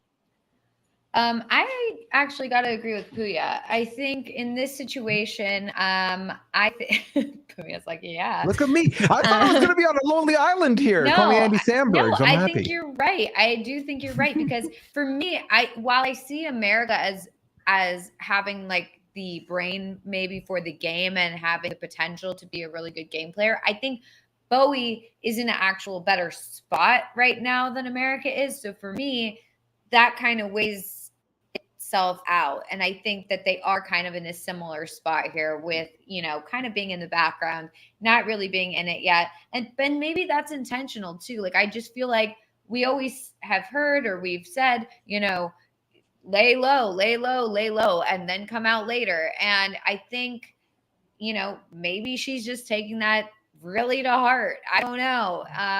But I think it's not a bad strategy to just lay low. I think, I don't know if I see a situation where she does turn it on, but I don't want to counter out just yet. So I do want to give her a 5 as well. Yeah. Right. For just real quick to me, I'm the bank on the 5 being good for her is that you're in this house for 100 days. What are you going to do? Not pick up the game and play it, right? So I'm like, you should, because you got nothing else going on. But like you said, Taran, I'm not seeing that interest in doing so either. So we'll wait and see. But for right now, I feel like this is the ceiling for Bowie unless I see more gameplay in the future. All right. Well, let's move on then to Cameron. And I love Riley. Good God Almighty. And I'm weird about the way that I feel because she. Let's talk about Cameron. Everyone's Kick it off, favorite. Kick it off. Tell us. The audience came really close to giving Cameron a 2, but instead they gave him a 3.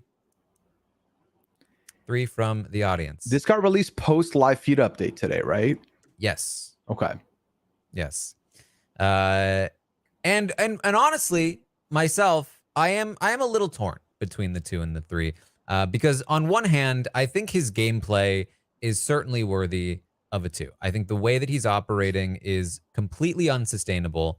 It's not so bad that he's tanked his chances to win or definitely got himself evicted or anything like that, but it's very bad. And even if it's not completely tanked him yet, I think it can and likely will in the future. So I would give his current performance a 2.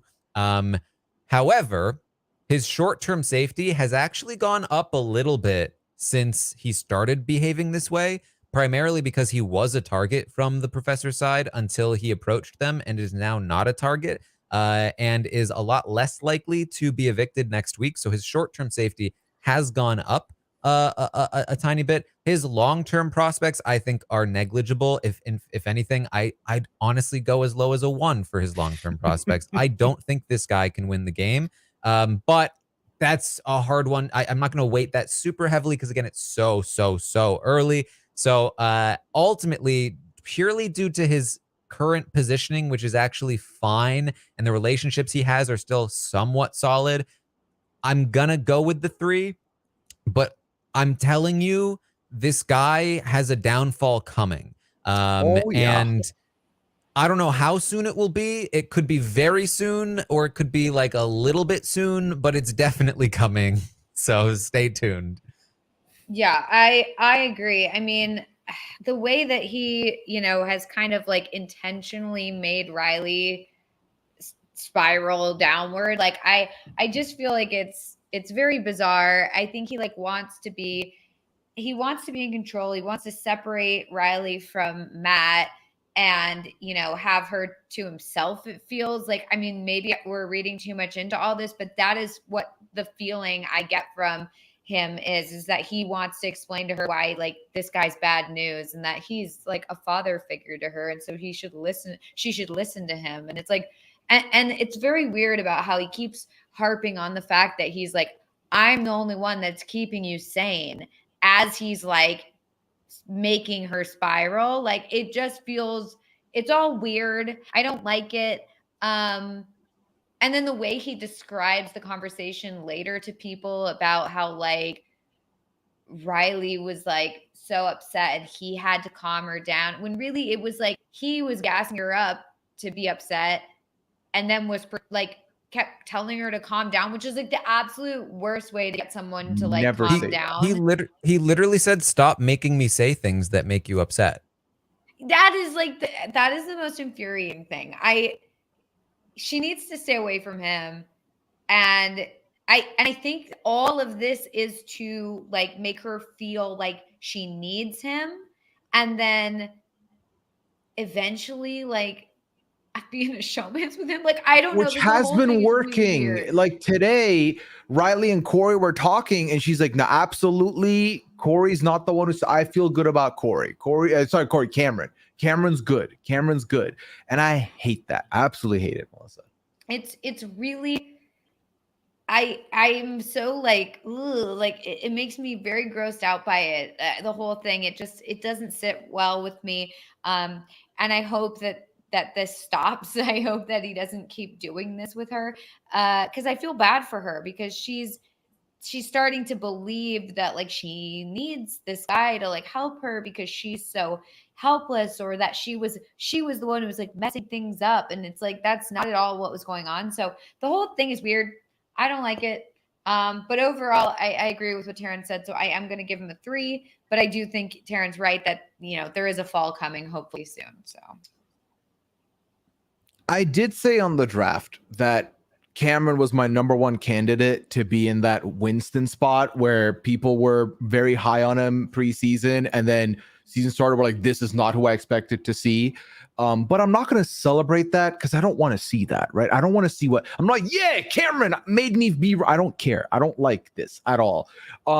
Just watching him that first night, he walked into Riley's room and was like, "Look at us. It's me and you, and look how incredible we are, and look at where we are." From there on, I was like, something's not right here. And then what's been going on in the last 24 hours has been very strange, but it really was a fall from grace, because for a while he was in a great spot.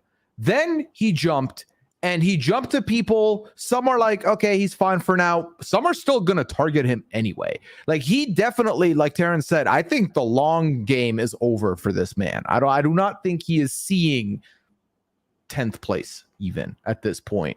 Might be safe a little bit for right now, maybe, but even then could still go on the block. I'm gonna drop a 2 on him. I'm gonna give him a 2 here. All right, there you go. 2 for Cameron from Pooya, but a 3 overall. Let's now talk about Cirie. We are rating Cirie on Surreal. Yeah, incredible. This is weird. It's strange. Cirie is obviously a legend.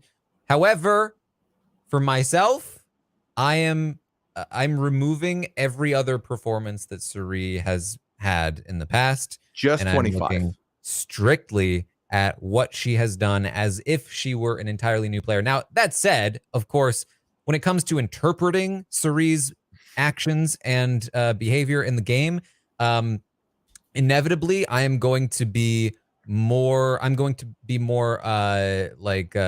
lenient in my interpretation of what she does, because I have more faith in her as a player from knowing who she is as a player. But again, I am doing my best to try and really just judge it from as objective a place as possible. But there's no such thing as a purely objective rating here. So, you know, if you're in the comments like biased, it's just, again, just like, okay, sure. Did I deny it?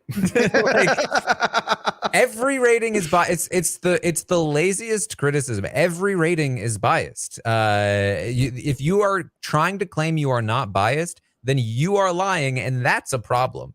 So the point is, for myself at least, I do try to be as honest with myself and my own feelings and thoughts as possible. If you disagree with them, that doesn't mean I'm biased. It just means that you're disagreeing with me. I promise, I try my best. So let's talk about Cirie.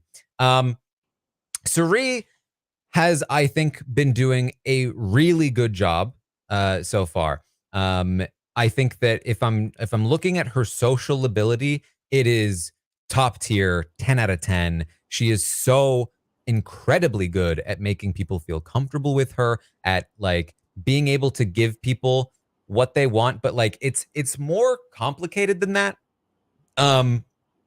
There's something to, like, I think a lot of people look at social game or like social ability in a game to be like, hey, this is what a person wants from me, therefore I will be that person to them, give them what I think they want from me, and that is how I will win them over.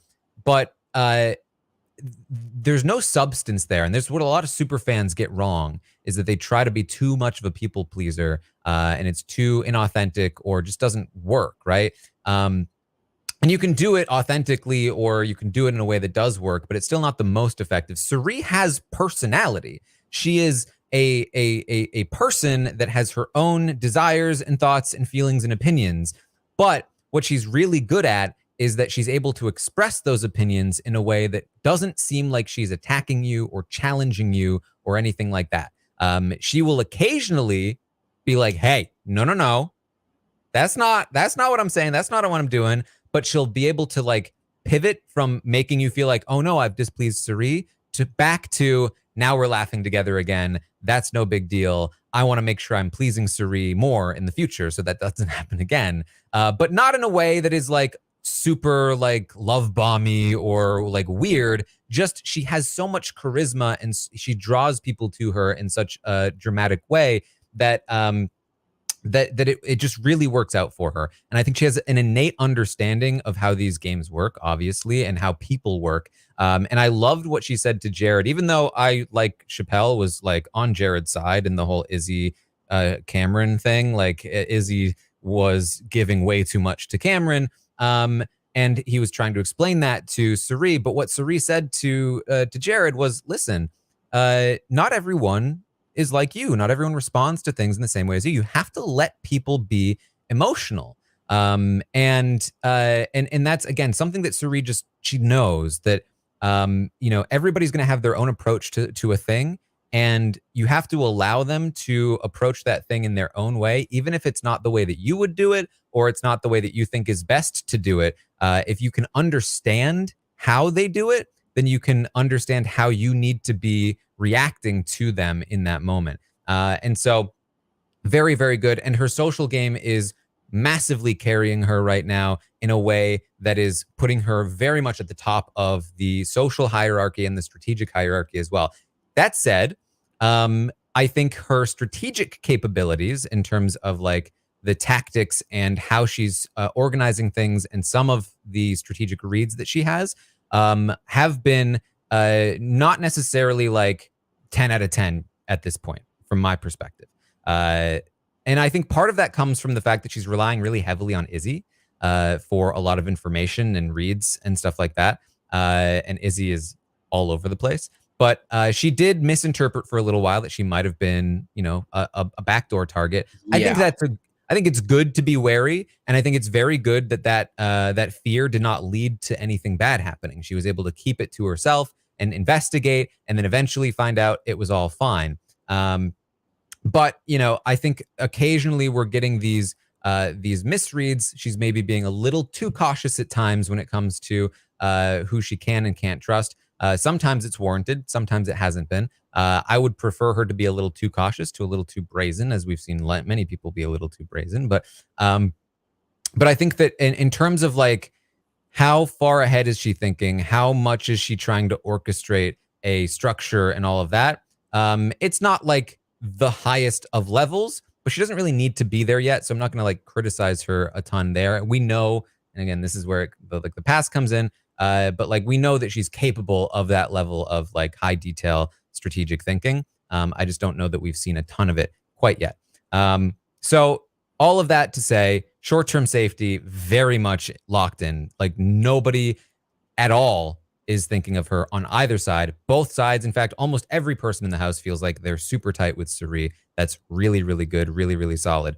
Long-term prospects, very good for the most part. Her side is looking a lot stronger than the other side. If her side does win, she's incredibly well positioned within that side, in part due to the fact that she has her son there. But with her son there, you can't judge her for what could have been the case, because she probably would have been in a different place without her son there, and that's a whole thing. And then how has she performed this week? Very, very well. I think that this is not necessarily a case where I'm looking at Cirie and I can automatically see the whole path and how, like, if things go right, she just basically wins this game. I don't know that she's quite there, but I think she's actually pretty close. She gets lucky with a couple of comp outcomes. Things could really start rolling downhill. So with all of that said, I am going to give Cirie a 9 for her first rating on the Stockwatch. I think there is room to grow from here. I don't think she is at the pinnacle of her game right now, and I don't think she's played this first week absolutely perfectly.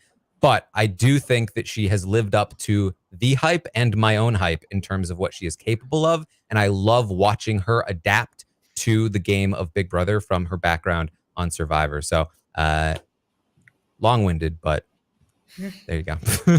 Yeah, I mean, I feel similarly. I think I've been very impressed with what she's done so far. I think like the way that she communicates with people is really good. She like has so much charisma that people just gravitate towards her. They feel like anything she's saying to them is really genuine.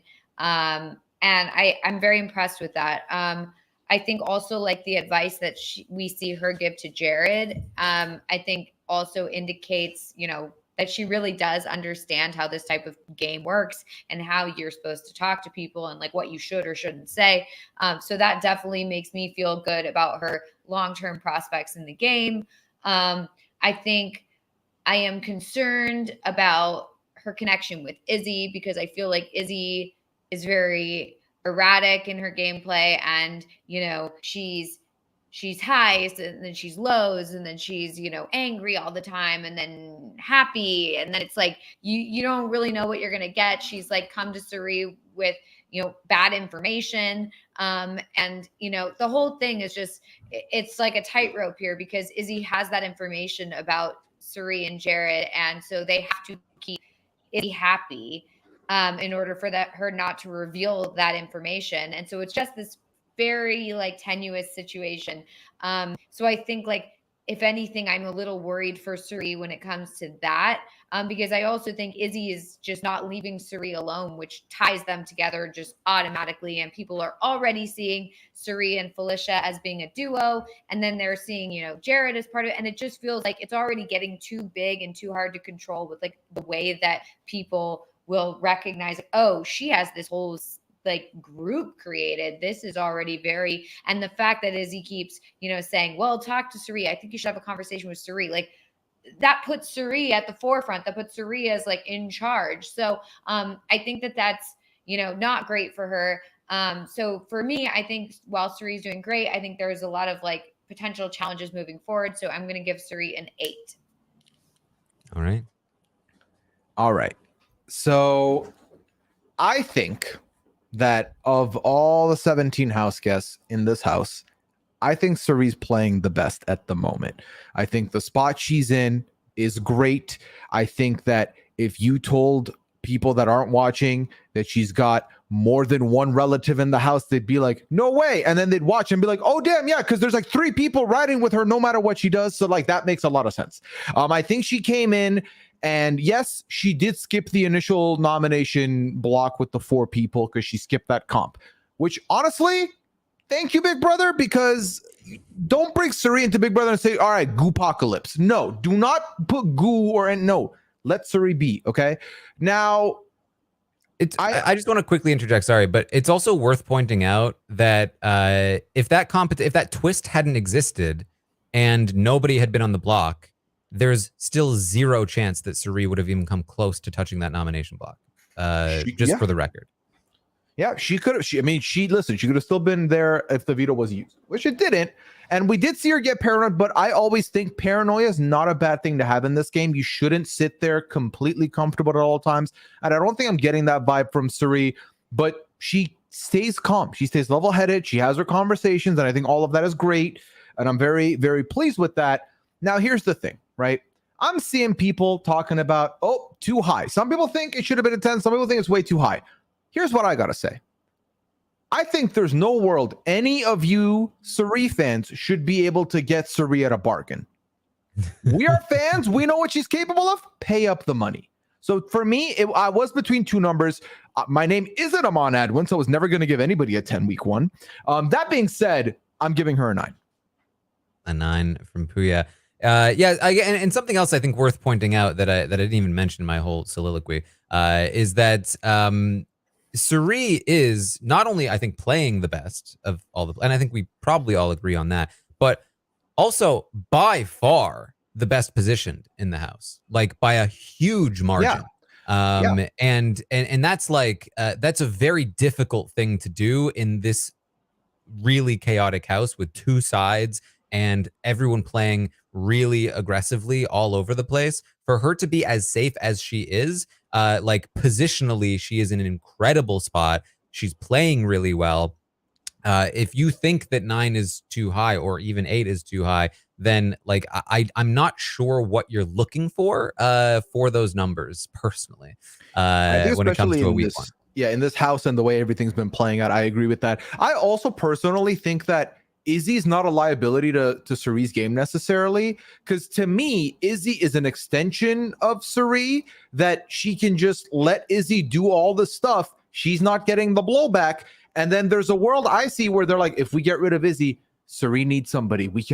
I can be the new person with Suri. I can bring Suri in. I feel like that's a good place to be. The only thing that Izzy's a liability to Suri's game, the misinformation. Izzy, I need you to stop putting fake info out there into Suri's ear. Even if you don't know you're doing it, just stop that. Other than that, I think it's good to have her. But also, if Suri wanted Izzy not to be around her, can she help herself? Can she do anything? No, because this is Suri. This is Izzy. Every day, every living second. She is not breaking eye contact. She's looking at Suri. She's talking closer to the whole time. It's a lot. It's a lot. So Suri can't get rid of Izzy. Someone else has to do it. So... Yes. Well, the audience does agree with Melissa on this one. They gave Suri an 8 out of 10. So let's move on to another Survivor related person. Let's talk about Corey. Melissa, how do you feel about Corey? Corey's a little tricky because I feel like the rest of the house doesn't vibe with him as much as I would hope.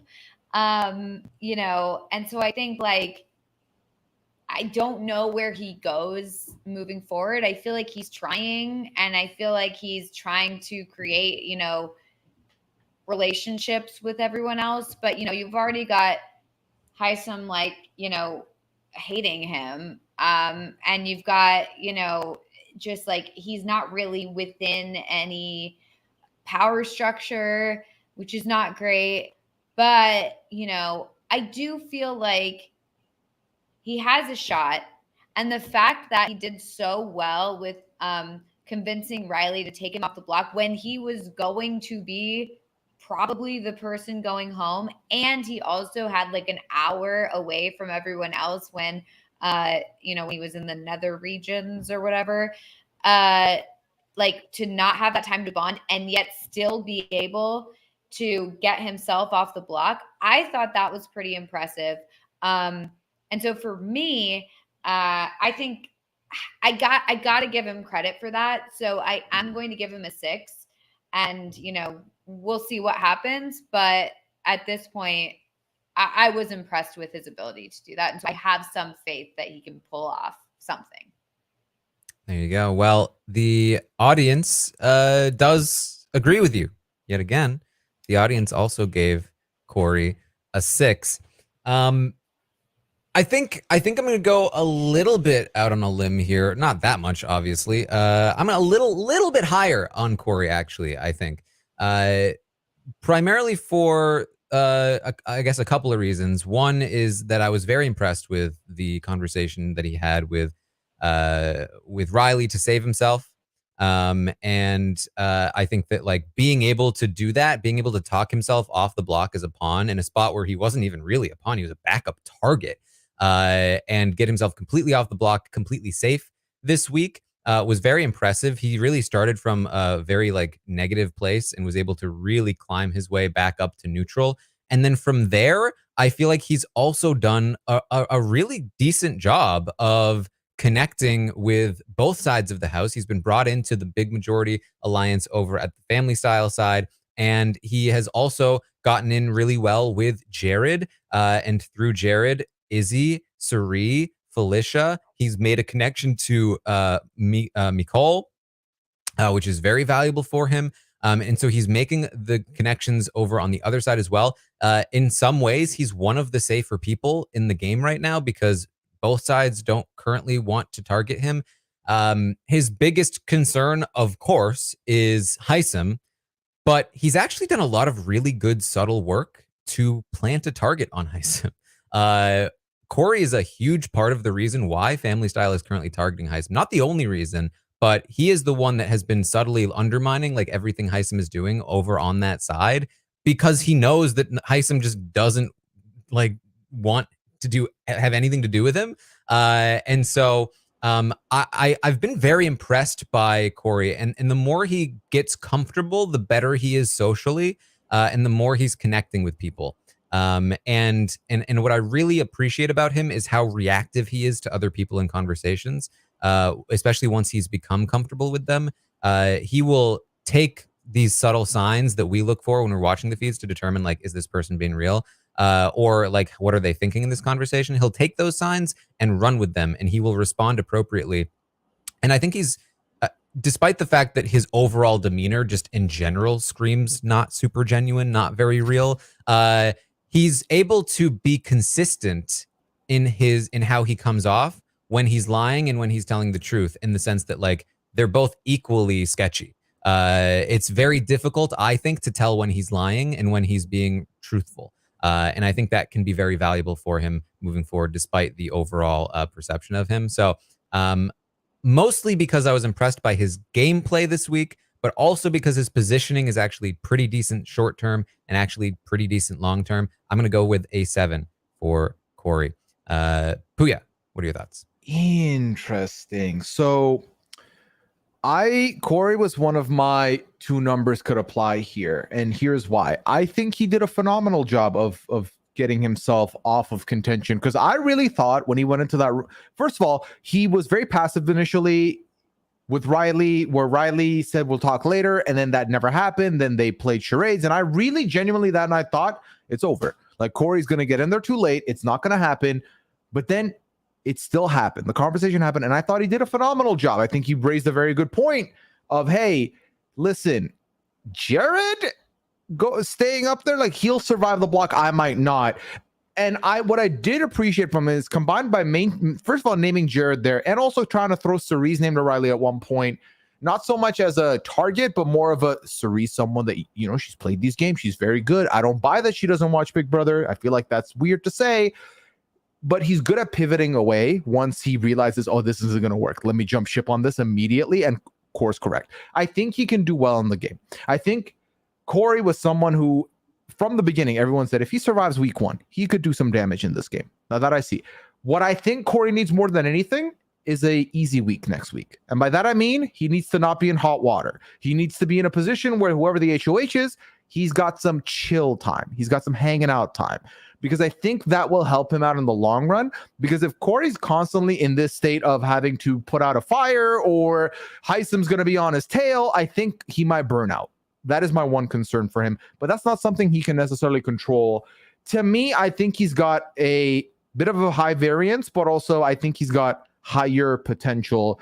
And even if the stuff he's saying to people isn't sticking or people aren't quite connecting with him, nothing but time in that house. I think if you lend him enough time, I think he'll ingratiate himself. I'm not too worried. I would probably give him a 6, although I was very close to giving him a 5, but I'm going to go with a 6 here. All right, there you go. That's what we have for Corey. Pooya, kick us off with Felicia as well. How do you feel about Felicia?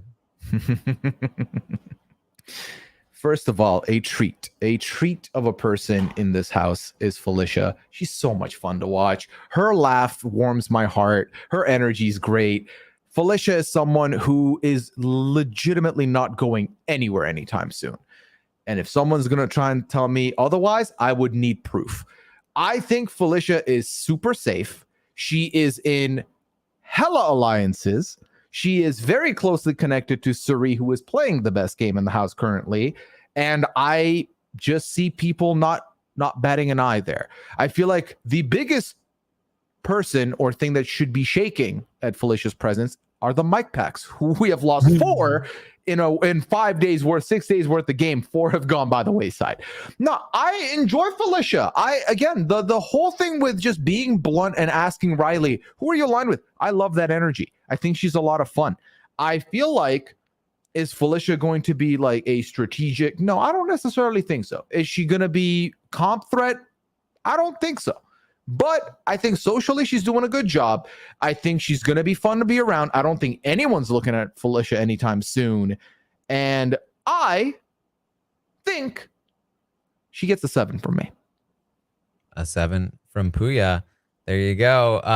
The audience disagrees a little. They were a little lower on Felicia. They gave her 6. a 6. That makes sense. Yes. 7 is where my bias comes in.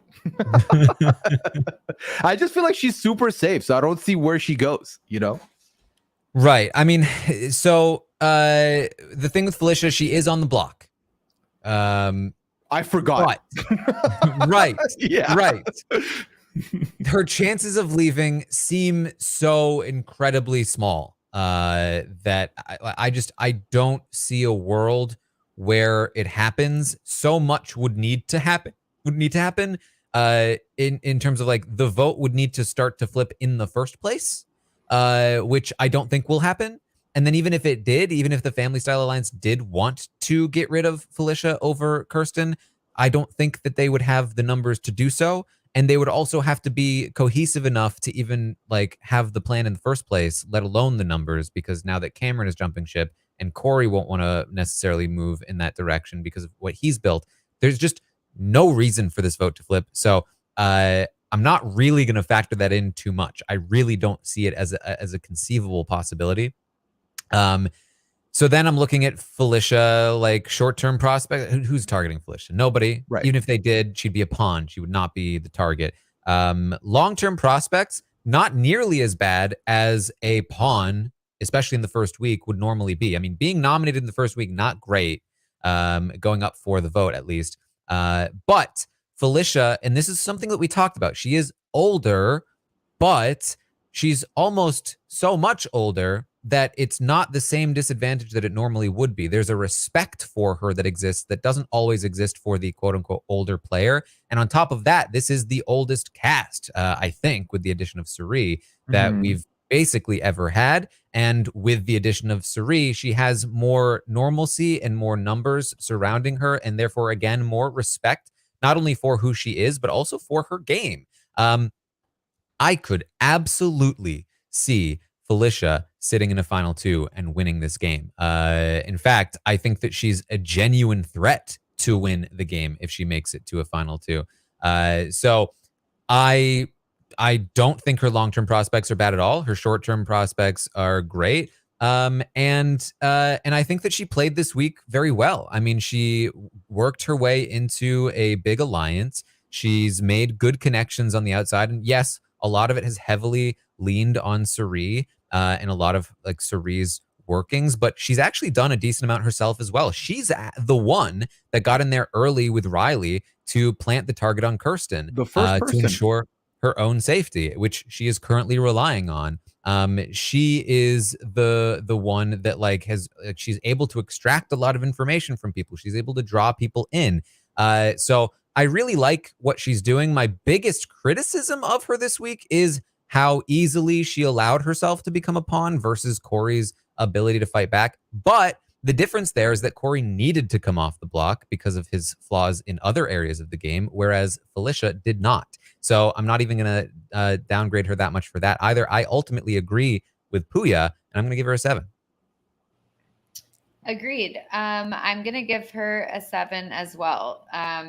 Yeah, I feel like I think she's in such a good spot with Cirie, and also the fact that Cirie, because she's in with Cirie, she also has Jared. I feel like, and also Izzy at this point. I think, you know, normally, okay, we have an older person in the house, maybe another older person joins up with the older person, but then there's nothing that they can really do at that point. They're just still older and on the outside. But this is different because Cirie is already linked with Izzy and Jared, and the fact that, you know, they will then have somebody to help them win comps, I think is very helpful.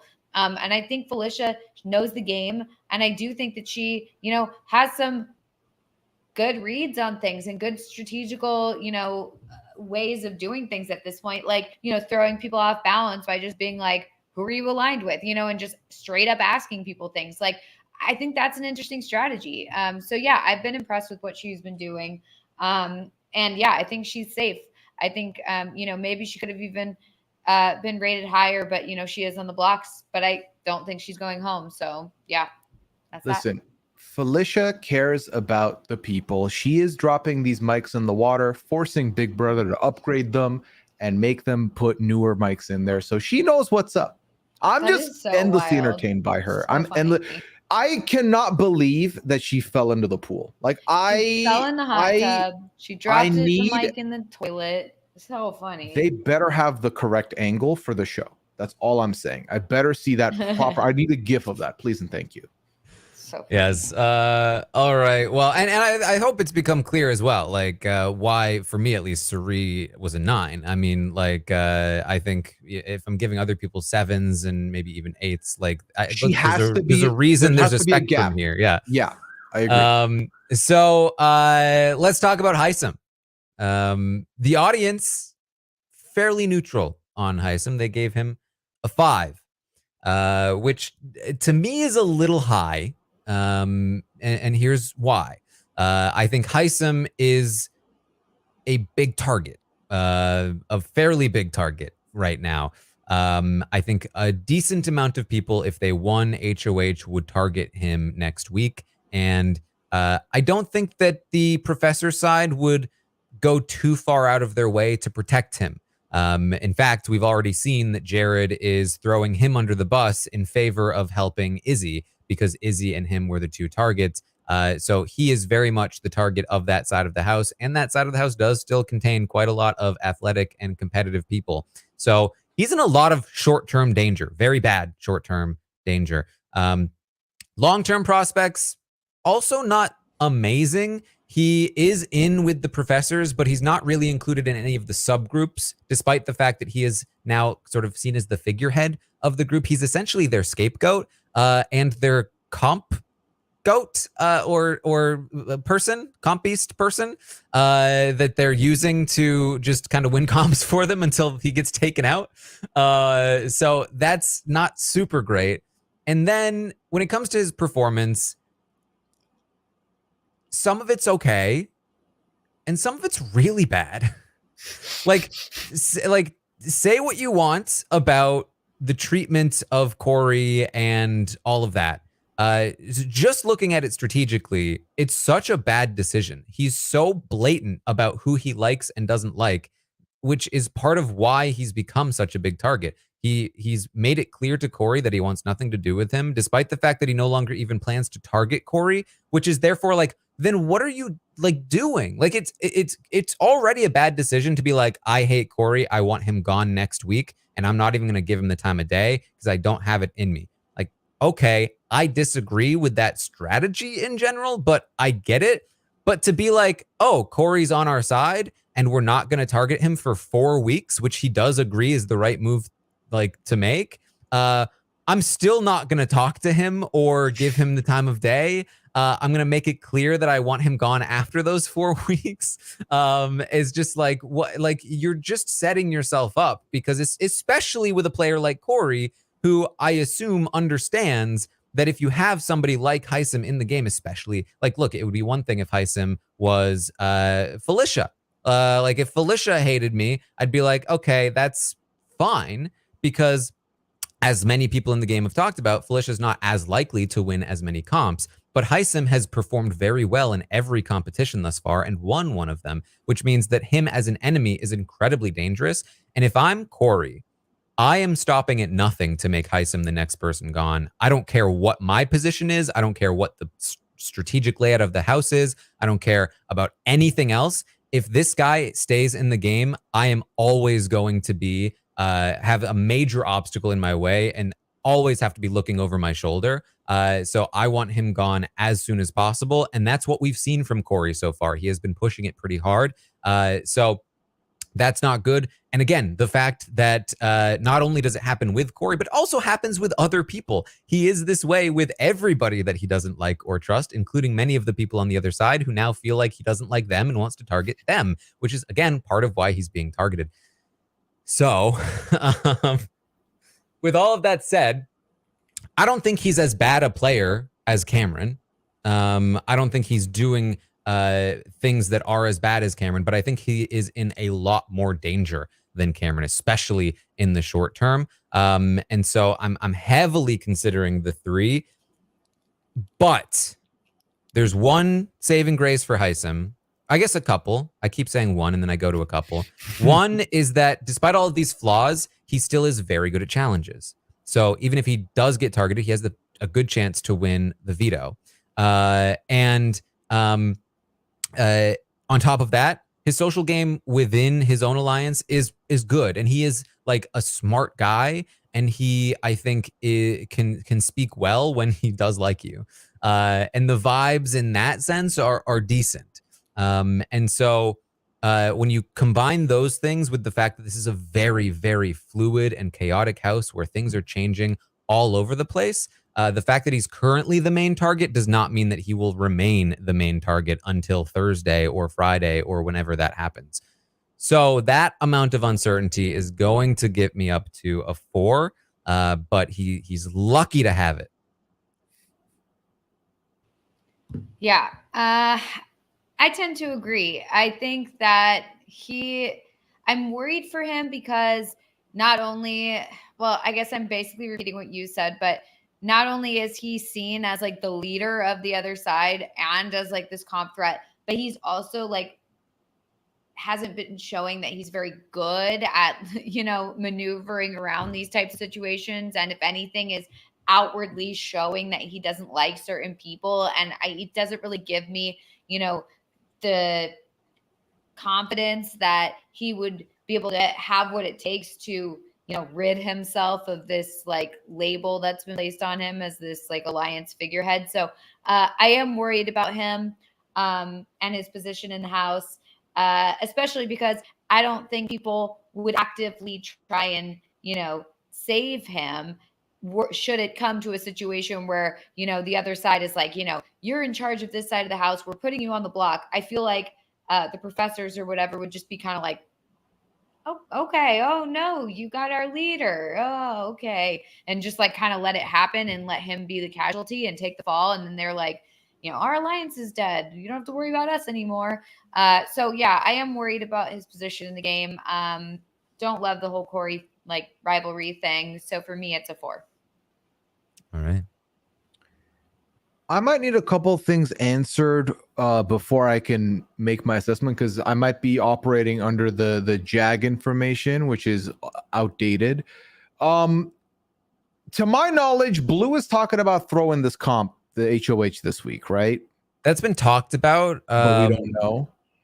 Who knows Yeah, how 'cause real it is. that's the thing to me is, and feel free to correct me seriously, but I feel like there's a couple people that will not put him up on the opposite side of things. I feel like him and Jack kind of have this agreement type thing. I feel like Blue, I don't know, would be hesitant to maybe put him up. That being said, the stuff with Corey, first of all, kind of hilarious, just because here's my stance on it, right? Would I want anyone speaking to me like that? No. Would I be able to handle someone speaking like that about someone in front of me? No. Watching it on Big Brother, I'm entertained as long as it's not like a pylon of 12 people like dunking on the same person, because that's too far. One person, this one-sided feud, Steve and Becky had something, you know what I mean? Like, I'm fine with this. It's dumb. It makes no sense. I'll keep it. However, I do think there's a bigger target on him now than there was before. He did win the veto this week. He did really well, only coming second to Matt in the boot yourself in the butt thing premiere night. I think there's a world where he could win this HOH, which would be high chaos. I really do. Now, can he improve on this? Can he up the social? There's a world there. There's a world there. I've been on a brink of 4 and 5 for him. But now my point becomes a little bit tricky, because I am responsible for whether or not this goes up to a 5 overall or a 4 overall. And I don't know if he's going to gun for the comp, right? He should. Yeah. Yeah. I think he's going to try. I'll give him a 5. But All right. let me tell you, this was like, he could have easily been a 4. All right, there you go. 5 for Heisem. Let's see. That means that I will start us off here with Izzy. There's simultaneously so much to say about Izzy and also not that much to say about Izzy and her game. She's an incredibly active player, which I appreciate. She's doing a lot of work. Some of it works and some of it doesn't. But ultimately, she's just very messy. She gives away way too much in a lot of her conversations, particularly that one recently with Cameron. And she is, when you have Suri saying that she doesn't know how long people will be able to handle Izzy for, and Suri is ostensibly your number one ally, and also the person that you're willing to like lose the game to, theoretically, it's not great. So to break it down, long-term prospects are terrible for Izzy. Her end game plan means she loses the game if she succeeds in it. And if she doesn't exactly have a ton of respect in the game at the moment because of how messy she's been.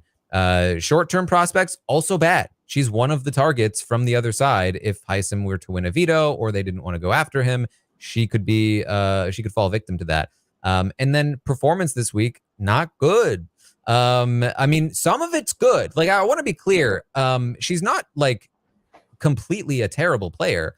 I think that in part, her bad play stems from how comfortable she feels with Suri and Jared there to like be a solid base for her. Mm-hmm. And I think the natural caution would probably come in a bit more if she didn't have that foundation. But man, with it, it's a lot. And I like Suri, don't know how long it will last until things really start to cave in on her. We've already seen the beginning of it, and she's doing a lot of unnecessary things. So ultimately, I'm going to go ahead and give Izzy, I got to give her a 3. I agree. I want to give her a 3 as well. I think if she didn't have Suri and Jared on her side, I think she'd be in a lot of trouble. And I mean, she already still is in trouble, but I think she'd be like, I don't know where she would be in the house at this point, because she's just a lot. She's a lot. Her energy is just up and down. And the fact that she's already like, I hate them. I hate him. I hate the people on the other side. Like, and just like, she gets so worked up that it's like a little it's a lot, and I don't know if I could work with her. I feel like it would be tough, to work with her, just with the ups and downs, and you never know what you're going to get. And she's just, I don't know. I don't know. I don't know how I see her moving forward in the game. I feel like Cirie and Jared are already needing to be like, whoa, let's like tone it down. And so I think if a situation arose like where, someone else was trying to target, like, I don't think they would target Izzy, because obviously Izzy would reveal their secrets. But if someone else were to target Izzy, I don't know if they would really stick their necks out there to try and save her at this point. So, I mean, who knows, but she gets 3 from me. All right. Izzy is fascinating to me. First of all, the only person to clock Jared and Cirie, which is wild. But I said this the other night on Twitter. I feel like Cirie gasses up Izzy to the point where Izzy has this false, like this confidence and hubris to do the most and is doing the most. I do think there's a world where if Cirie wasn't in this house, Jared's not in this house, she doesn't know anybody, I don't think this is the same Izzy we're going to see. Izzy's operating very confidently for no reason and is doing the most for no reason. And if this was an entertainment Stockwatch, you're getting top marks because you've provided a lot of entertainment over the last couple of days here.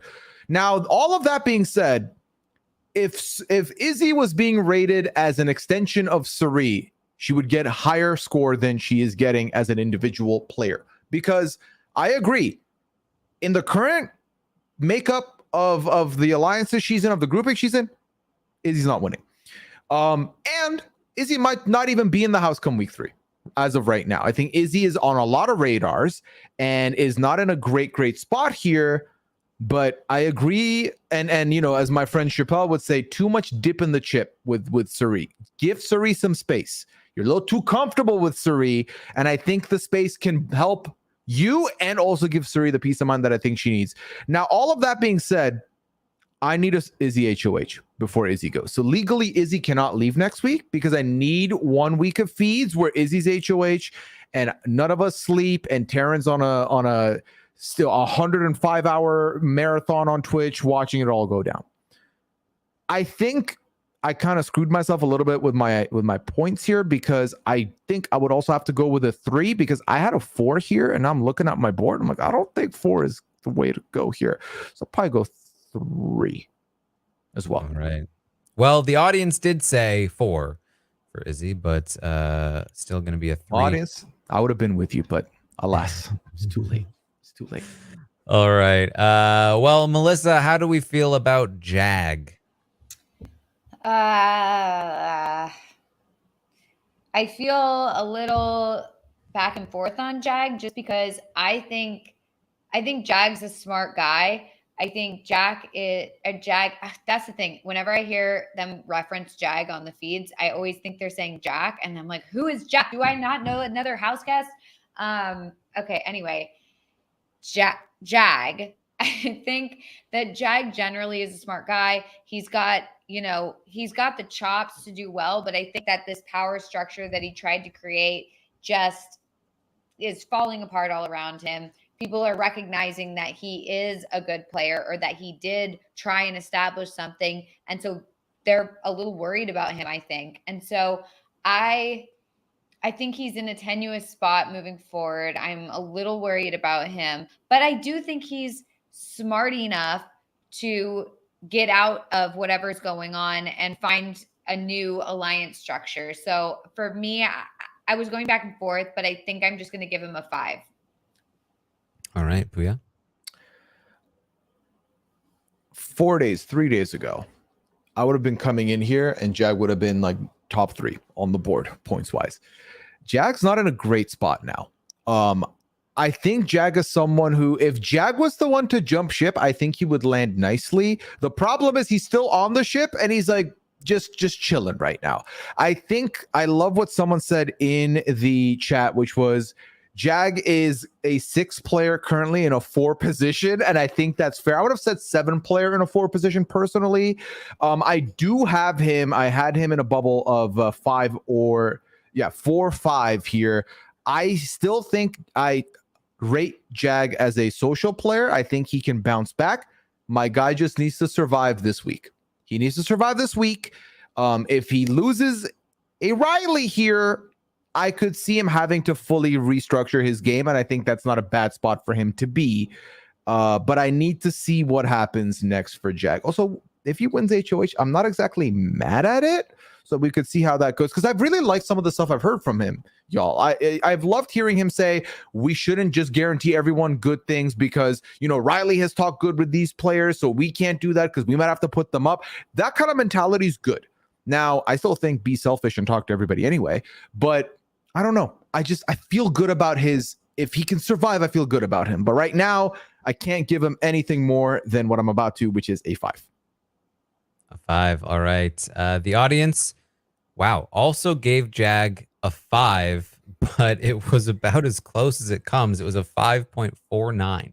Yeah. So almost a 6, but not quite. Ultimately, I'm going to agree. It's funny, America got straight 5s. Jag's going to get straight 5s, I think, for a very different reason. Absolutely different reasons, yeah.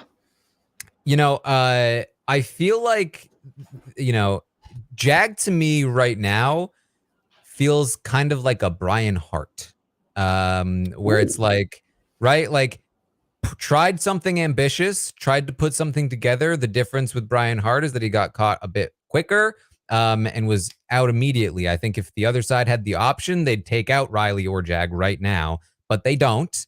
And so Jag is going to have, like, Jag to me is like, okay, what could Brian Hart have done if he had stuck around? Right?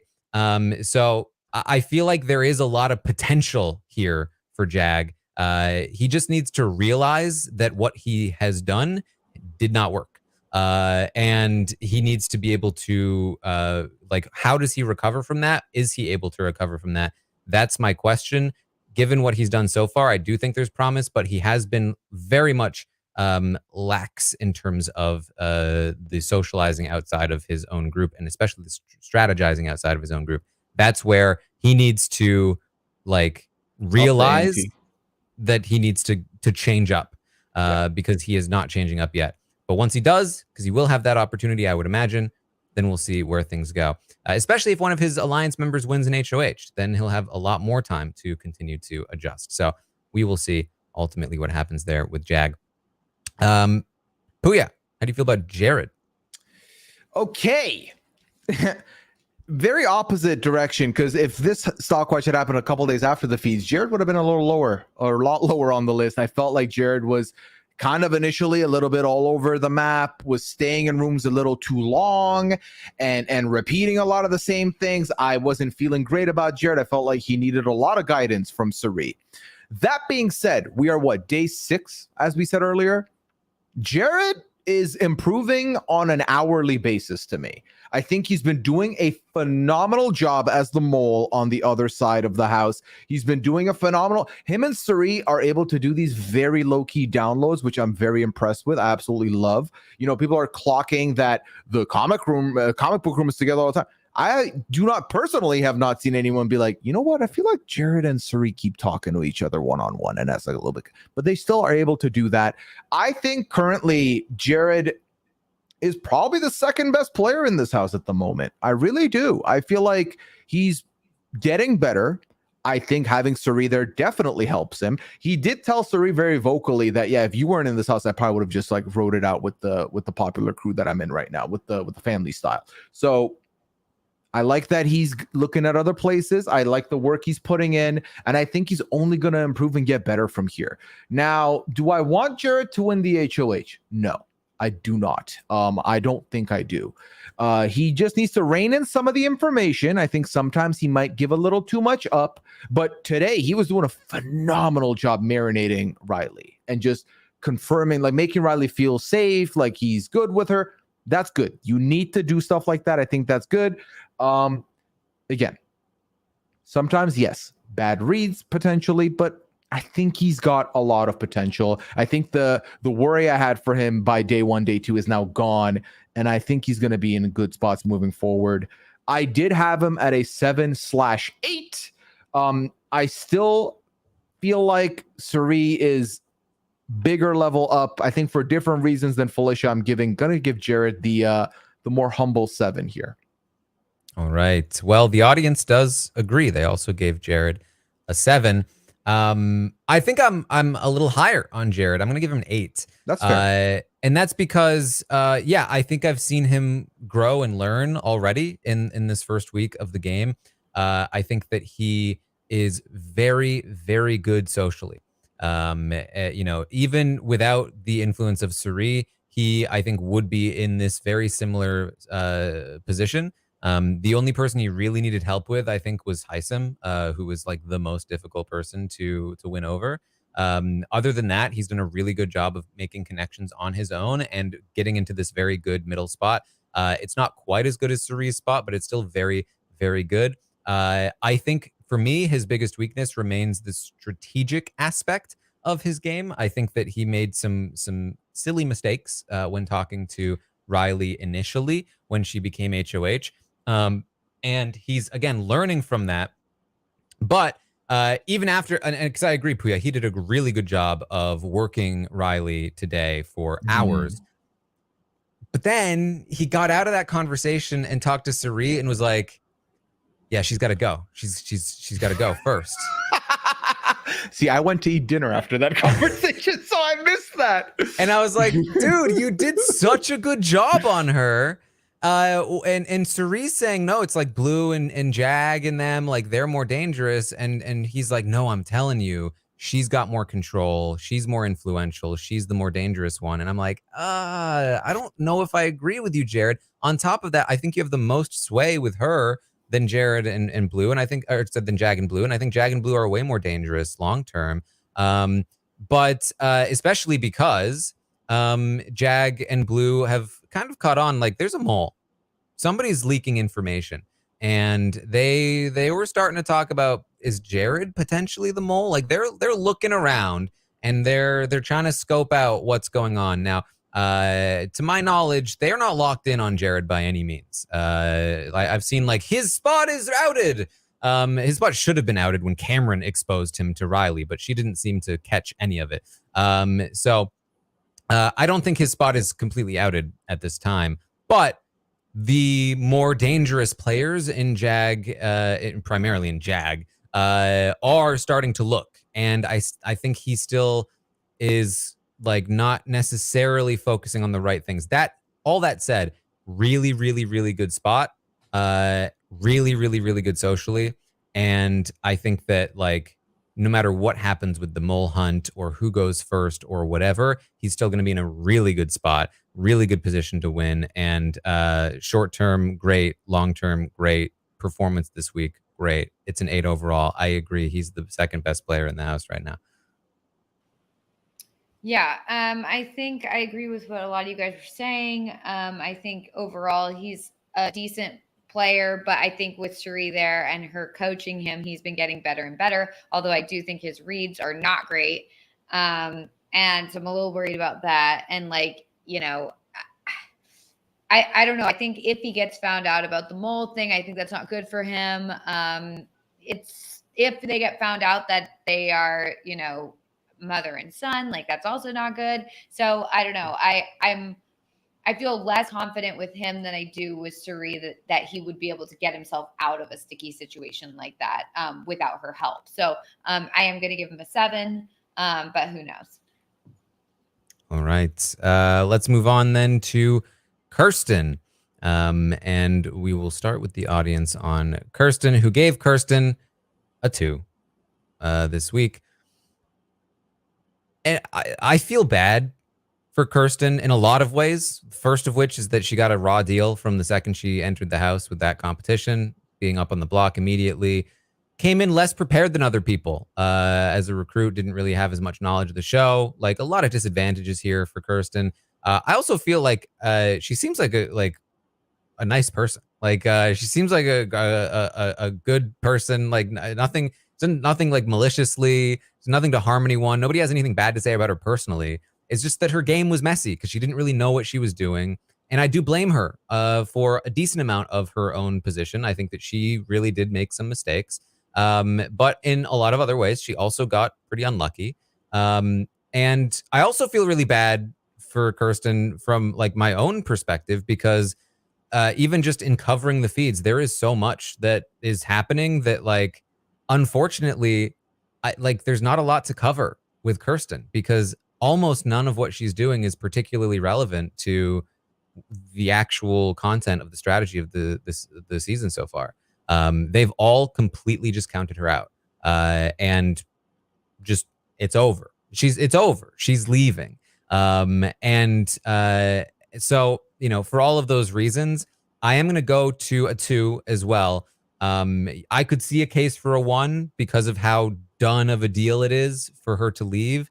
But I do want to give her some amount of grace for, again, like, just getting put into that situation in the first place, when it came to that competition and the lack of knowledge that she had coming in, and some of the, like, you know, unfairness that always comes with just happening to be that first person, because a lot of people have played messier than Kirsten has, but they weren't unlucky enough to have been on the block in that spot and to have been, you know, in that spot that early. It just happens sometimes that way. It's still a very low rating, but I'm not going to go quite down to the 1. That's me. Yeah. I mean, I feel even like she was playing like a little messy, but I don't think she was playing like so messy. I don't think it was like Frenchie levels of mess. I think it was just like she was trying to put all her eggs in every single basket all at once. And it was like, at first, I even tweeted about this. I was really impressed with what she was doing on night 1. I felt like she was, you know, having genuine conversations with everybody and bonding with people. But I started to then notice that a lot of her conversations were very similar, where it was like, I go off of vibes, and I just felt like you and I automatically saw that we had a great vibe together. And she said that to everybody. And I was like, okay, you can't be vibing with every single person. And it was people who I was like, really? You really felt that vibe with, you know, I don't know. So I started to be like, okay, I don't know if I feel like all of this is genuine. And then I felt like people started like comparing notes. And it was like, okay, the second people start comparing notes, and the second people you've had that same conversation with so many people, it just didn't go well for her. I think if she had had those same conversations, but maybe like halved the amount of conversations like that she had, it would have gone a lot better for her. But I think she was, you know, she was just trying to bond and in a game way with too many people all at once. And then people started comparing, and it just didn't go well for her. And yeah, I think unfortunately, like you said, the game has already moved on. So I think once you've gotten to the point in the week where the game has passed you and you're already counted out, it's not looking good for you. And I feel like there's really not that much she could do at this point to stay. You know, who knows, something crazy could happen, but at this point it does feel like they're already counting her as, you know, out of the house. But I think it wasn't totally her fault. She got screwed over by this twist. So for me, I'm going to give her a 2 as well. Yeah, there's not much else I can add, honestly, so I'll keep it short and sweet here. Kirsten was basically the first one to overspeak, and overexpose things, and then was also on the block, so it was easy done. I think the minute Felicia gets put on the block next to her as opposed to Corey, her game was signed, sealed, and delivered. Like, it was done. If it was Corey on the block, this could have been a very interesting eviction night, but it's very clearly going to be Kirsten out the door. The other side that's really been showing is the fact that Kirsten doesn't really know the game, because, like Taran said, her name doesn't come up on the live feed updates. There's not a lot of campaigning going on there either. It's kind of just, we're waiting for Thursday at this point for Kirsten while everyone's playing game around her. So yeah, the feeds have been on nonstop. The game talk's been nonstop. Not a lot of it coming from Kirsten's side of things. So she started putting in some work today, but yeah, I mean, there's nothing that can really be done. Yeah, like she was putting in some work with Matt, I saw earlier today. Hey, if Kirsten gets announced that there's not an eviction, does she then play the game more? Is there a new lease on life? Who knows? But for right now, I also had her at a 2. And to be clear, I know she's going out the doors, but I personally wanted to disrespect Cameron with a 2 as well. So that's why they both have the same score, even though one of them's not leaving. All right, then. Let's talk about Luke. Man, Luke, First of all, are we talking about Luke? Or are we talking about Duke? That's all I'm gonna say. Luke, he's a 4. I mean, he's like, what is he doing in that house? He's barely doing anything. When he did finally muster up some game talk, listen, of course, everyone was like catering to him and giving him information and trying to recruit him. But his approach was still so wacky that I don't have a lot of faith in his game sense long term by any means.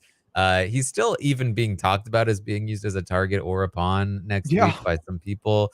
Like it's just it's not great. It's not great. I don't think he's in any actual danger, and I do think that his ability to potentially win comps can be good for him, and he could eventually make some kind of run. But I just don't know if I see it for him long term, and I don't think he's been performing particularly well. So it's going to be a 4. Who? That's really my feelings on Luke. Yeah, I feel like Luke at one point became the hottest free agent in the house because no one's picked up Luke. Luke is available. When we talked on Friday, the thought was, well, he's being included in everything as Matt's +1, so that's a good place to be. That connection's not as strong either. And then yesterday it was like, oh, is Luke waking up? Maybe something's happening. And then really nothing's happening right now. I do think, right now is probably at his worst that he's going to be. I think that the game will come up and he has to get involved somehow, right? But for right now, he has no alliances, no allegiances really. He's not really in anything, which should make him, again, the hottest free agent in the game, but you've still got people on both sides that'll probably throw him up because it's the easy move. So I'm going to hit him with a 3, but if he picks the game up a little bit, I think he can do more. I think he can get involved, but 3, because you don't have any allegiances at the moment. Oh, yeah. I think I'm going to agree with the 3 because I just feel like he doesn't have allegiances at the moment. He doesn't have any sort of like alliances. And he also, I think when he was first, he wasn't having any game talks. Then he was having game talks. And I feel like I didn't get a good, I didn't get good vibes off of his game talks he was having. I feel like, especially when Corey's like, when he's telling Corey, like, yeah, people were offering me olive branches. And of course I didn't take them. And Corey's like, okay, let me stop you there. Maybe you should start taking those. And it's like, he obviously doesn't know how to handle these conversations. I feel like every conversation he was having, I didn't feel like the people left the conversation being like, oh yeah, like I feel really great about him. Let's work together. It just was, the vibes were off. I don't know. So yeah, it's a 3 for me for now. We'll see, how it goes. But at this point, he just doesn't have anything solid. I would think that everyone would be vying for him, and it sounds like they are. But then the second they talk to him, they're like, I don't know about this. So, we'll see what happens. Hopefully it goes up for him. But yeah, for now. All right. The audience agrees with the two of you. They gave him a 3. So there you go. 3 for Luke. Let's talk about Matt. Melissa, how do you feel about Matt? I feel pretty good about Matt just because I would have thought that, with his physique and, the whole thing, the classic bro, whatever, I would have thought that he would be an immediate target because he seems to be really athletic and, kind of a power player. But I'm not seeing people really talking about, and maybe it's just conversations I've missed, but I'm not really seeing a lot of people wanting to target him right away. I feel like there are other people in front of him and people are wanting to work with him, which I think is good. But at the same time, I don't know if I'm seeing a lot from him himself. I think he's like in a good spot, but I just don't know if I see the gamer in him. So for now, I'm going to stick, I think, with a 5, but I could be convinced to change. All right, Pooya. I had him in a 5-6 spot, and I definitely did consider heavily going 6, simply because I think Matt is someone who has a lot of potential. I think just on athletically alone, I feel like just one comp win can really help him set some stuff up. He's not really being looked at by anybody, which I think is a huge plus. I think he's one of the more safe people on that side of the house. I just, again, what I said earlier in this podcast, I feel so bad for Matt, who clearly has this huge barrier in this game, and I don't think there's been enough accommodations made for him. Now, I am not very well versed in what the accommodation should look like, so if anyone can educate me, please do. But at the very least, I feel like Communicating from Big Brother's perspective, I feel like is he struggling with those? But then also when he's in a group talk, he can't hear a lot of what's happening, and he either needs someone to be in his corner to like retell it to him later, or for people to be a little bit more courteous with it. And I feel like, are they all doing that? I feel like that's already a struggle. Then Matt's in a very tough spot with that stuff. Aside from that, anytime I've seen Matt, I feel good about what he can do in this game. I think he can do some damage in this game, and I feel like an HOH could potentially do him some good. I think that would be nice. And I think he's got potential to go sky high. But for right now, I would hit him with a 5, even though he's probably, of the people I've given a 5, closest to 6. All right. Well, the audience agrees with both of you. They gave him a 5 as well. But I am going to disagree. I'm going to give him that 6. And that's, yeah, that's mostly because, I mean, echoing everything that Pooya said, I think, you know, the being in a group stuff is obviously a disadvantage that he has, but I really like him in one-on-one conversations. I think he has done a really good job in every one-on-one conversation I've seen him in, to the point where he is pretty well liked in the house on both sides. And also, despite the fact that he is like the most physically impressive person in the cast, nowhere near the target list for the professors. They're looking straight at Jag, at Riley, at Blue, and before that they were looking at Cameron, and they're even like maybe America even, but they're not looking at Matt. They really see him as somebody who is not as attached, and somebody that could be worked with ultimately, which honestly isn't really that true, but he has managed to convince them of that fact. So I like that from Matt, and I think that I would imagine that the longer he survives and the more that the game progresses, the easier it will be for him, because there will be less grouping and more one-on-one time, and that's when we might be able to see him flourish even more. So so I like Matt, and I think he's in a good spot, and I think he's likable, and I think that as long as he continues to survive, he'll have a good shot to make some kind of run. So 6 from me for Matt. Let's see, Pooya, how do you feel about Mimi? I like Mimi, you know. I feel like Mimi's one of the more quiet of the house guests, in that she's not in a lot of headlines at the moment, both in and out of the house. And I don't think that's a bad thing. I don't think she's necessarily done a whole lot, but I do not fault her. I feel like she's in a pretty decent place at the moment. She is also in a couple of alliances, which is a good spot to be in. But I also think she seems like she could be recruited by people. People might think they can recruit Mimi, and I think that's good. Liana said this to me earlier, and I think it's very true. She's like the most normal person in this house, and I think the monologue from last night was great. And I think that is a good place to be in. I feel like when her and Suri touch base, I think it's very clear that this is a level-headed person I can have a conversation with. Great. In the midst of all this chaos. I like that. I feel like Mimi is going to do a lot. I feel like in the beginning, the first couple days of the season, I was not sure on her.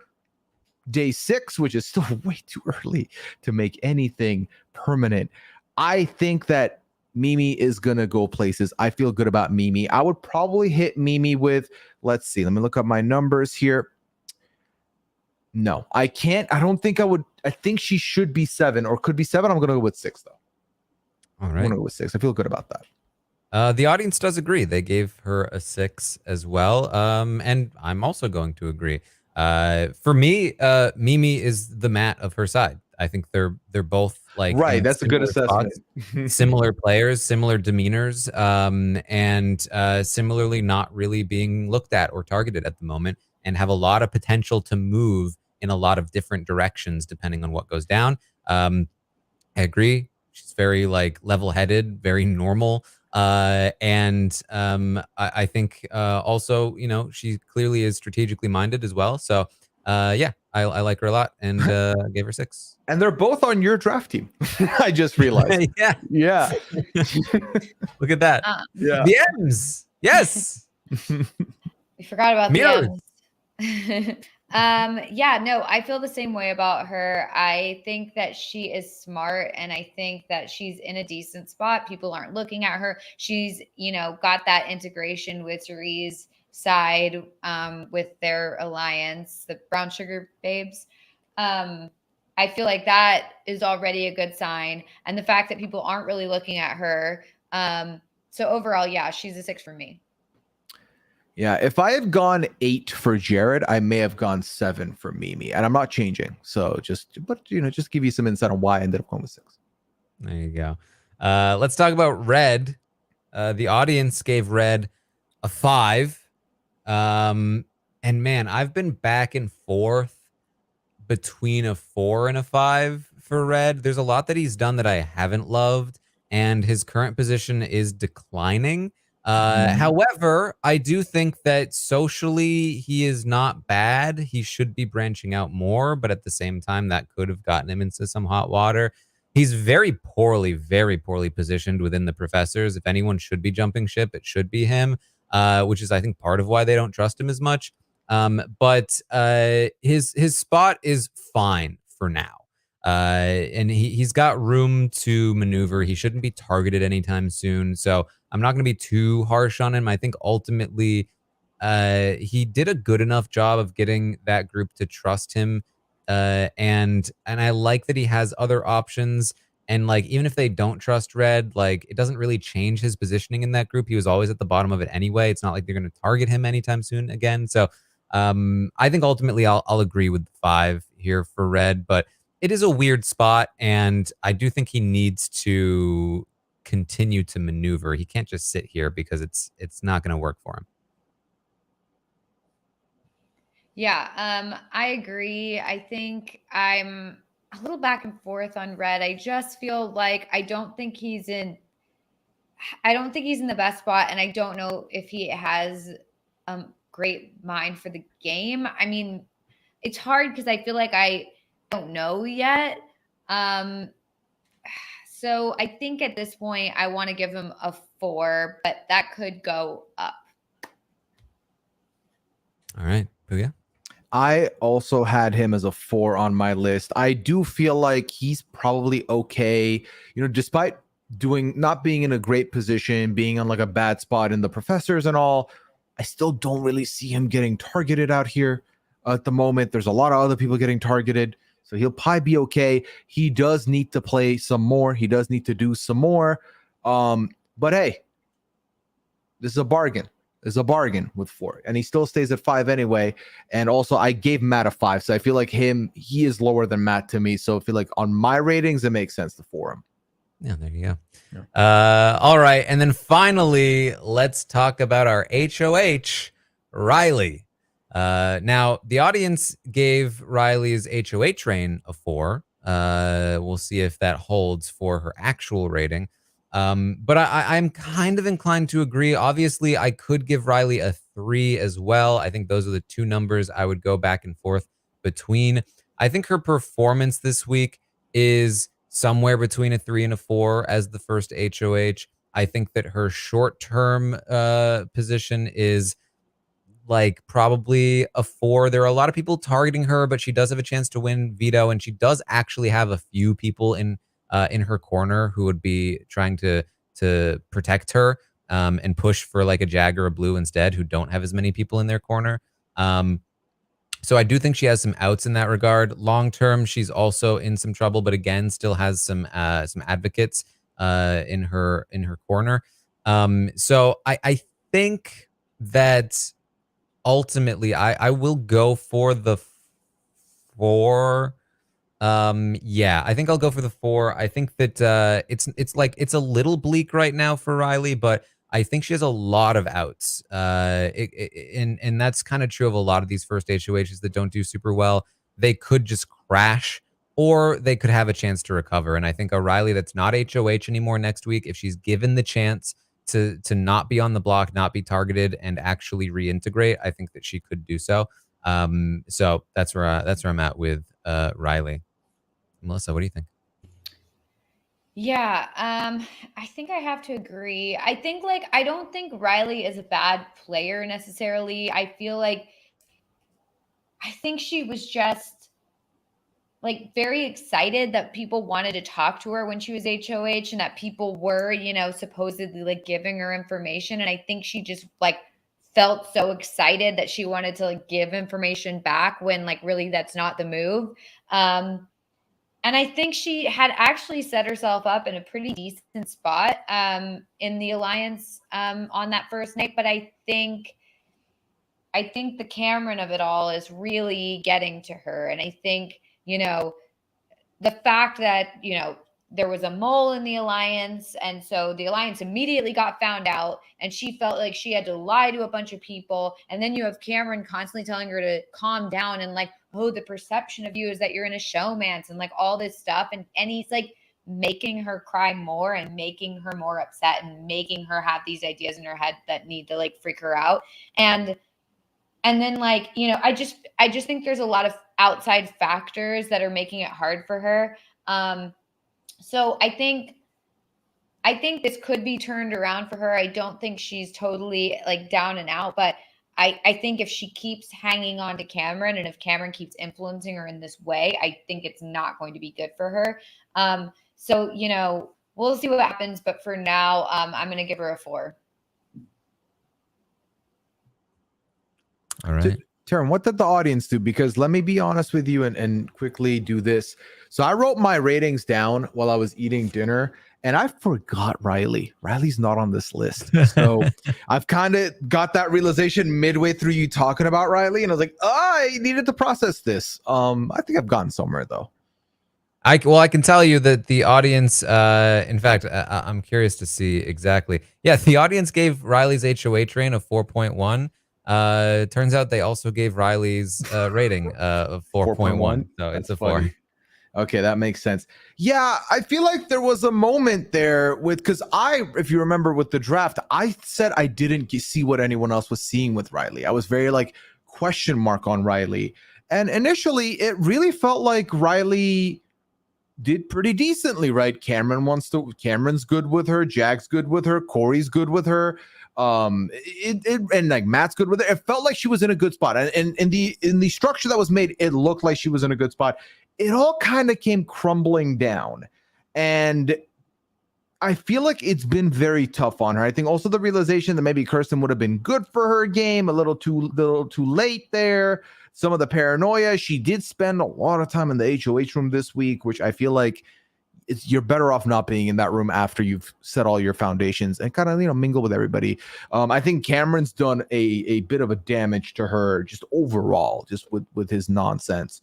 So I feel like 4 is apt here. I am, you know, not to date the podcast, y'all, but I am seeing a lot of murmurs that she was in the DR for a long period of time. Some people think she may have self-evicted.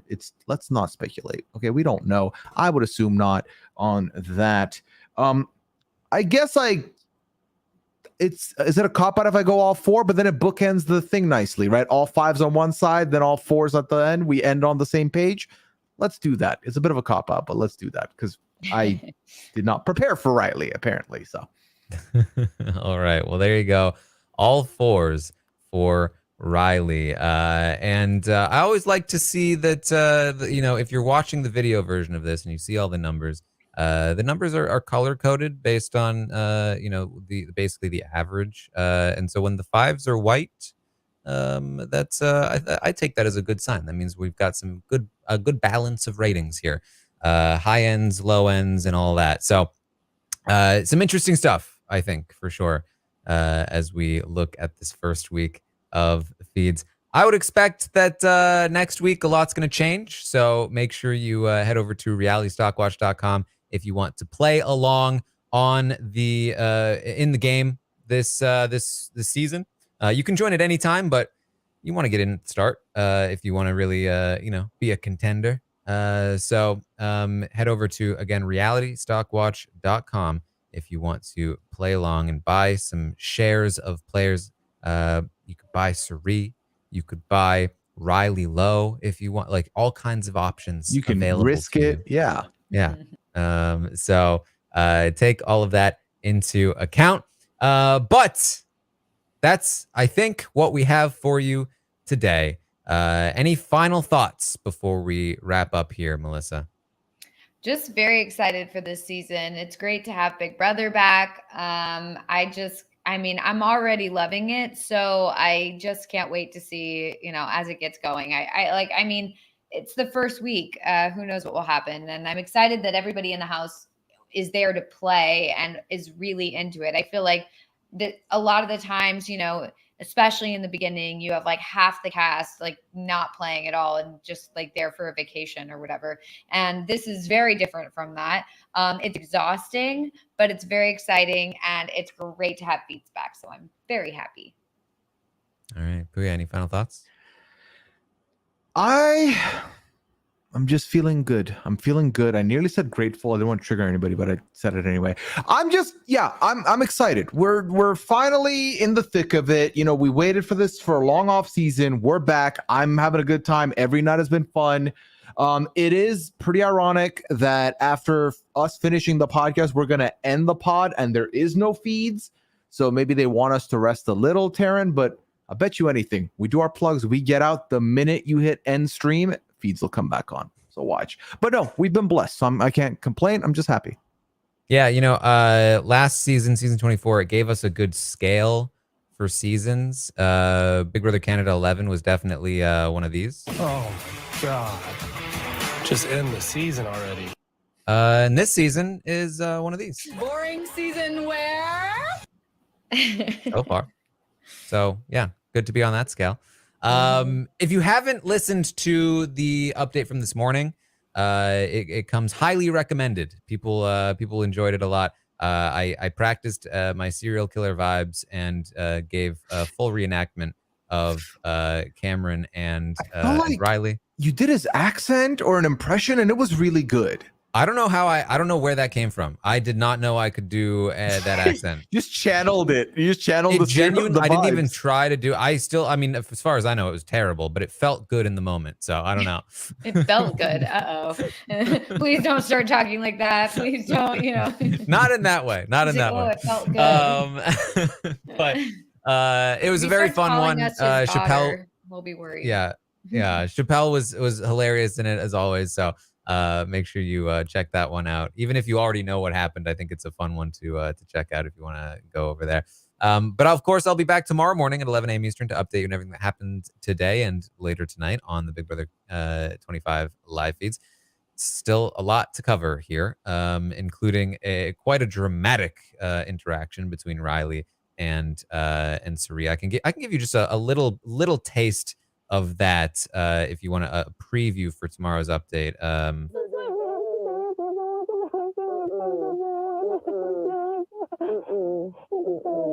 It sounds like a song.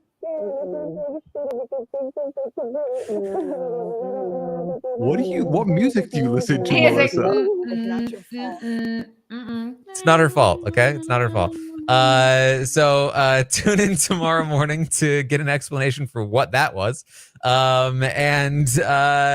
Let's see. Tomorrow's also another episode. So I'll be live on Twitch, twitch.tv/Taran Armstrong, watching the episode live with all of you. And then we'll be here to recap what goes down in the episode. And then Thursday, our first eviction of the season. Should be a good time. Make sure you stay tuned for all of it. And again, find me over on Twitch, twitch.tv/Taran Armstrong. Pooya, what do you got going on? Well, people can find me on Twitter at Pooyaism. You can find me on Twitch, twitch.tv/Pooya. That's where I am when I'm not podcasting. So come through, would appreciate it. Pretty busy on the podcast front, though. I've got 2 90-day episodes coming your way. And then this week, Traders New Zealand has begun. So I'll be talking Traders New Zealand. I've got a lovely co-host, which I've not shared anywhere else, but I'll give y'all the lowdown. If you've been here with us 3 hours, let me give you a little juicy bit of information here. Shannon Gus will be my co-host for Traders New Zealand, sorry. And then next week, we got Traders Australia. That co-host is the incredible YouTuber Peridium will be joining me to talk about Traders.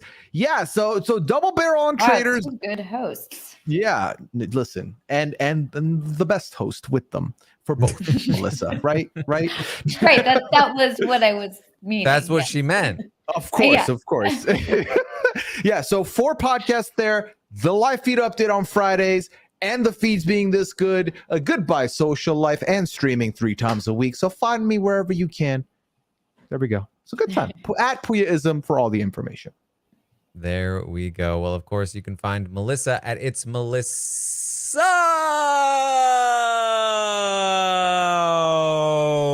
with 3 A's. That's what 3 A's sounds like, if Yes, you true. didn't know. Mm-hmm. And that's what we have for you today.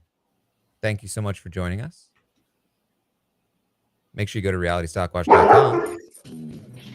Dogs say Yes, bye. Riley. Dogs will beat you there if you don't. We'll see you next time.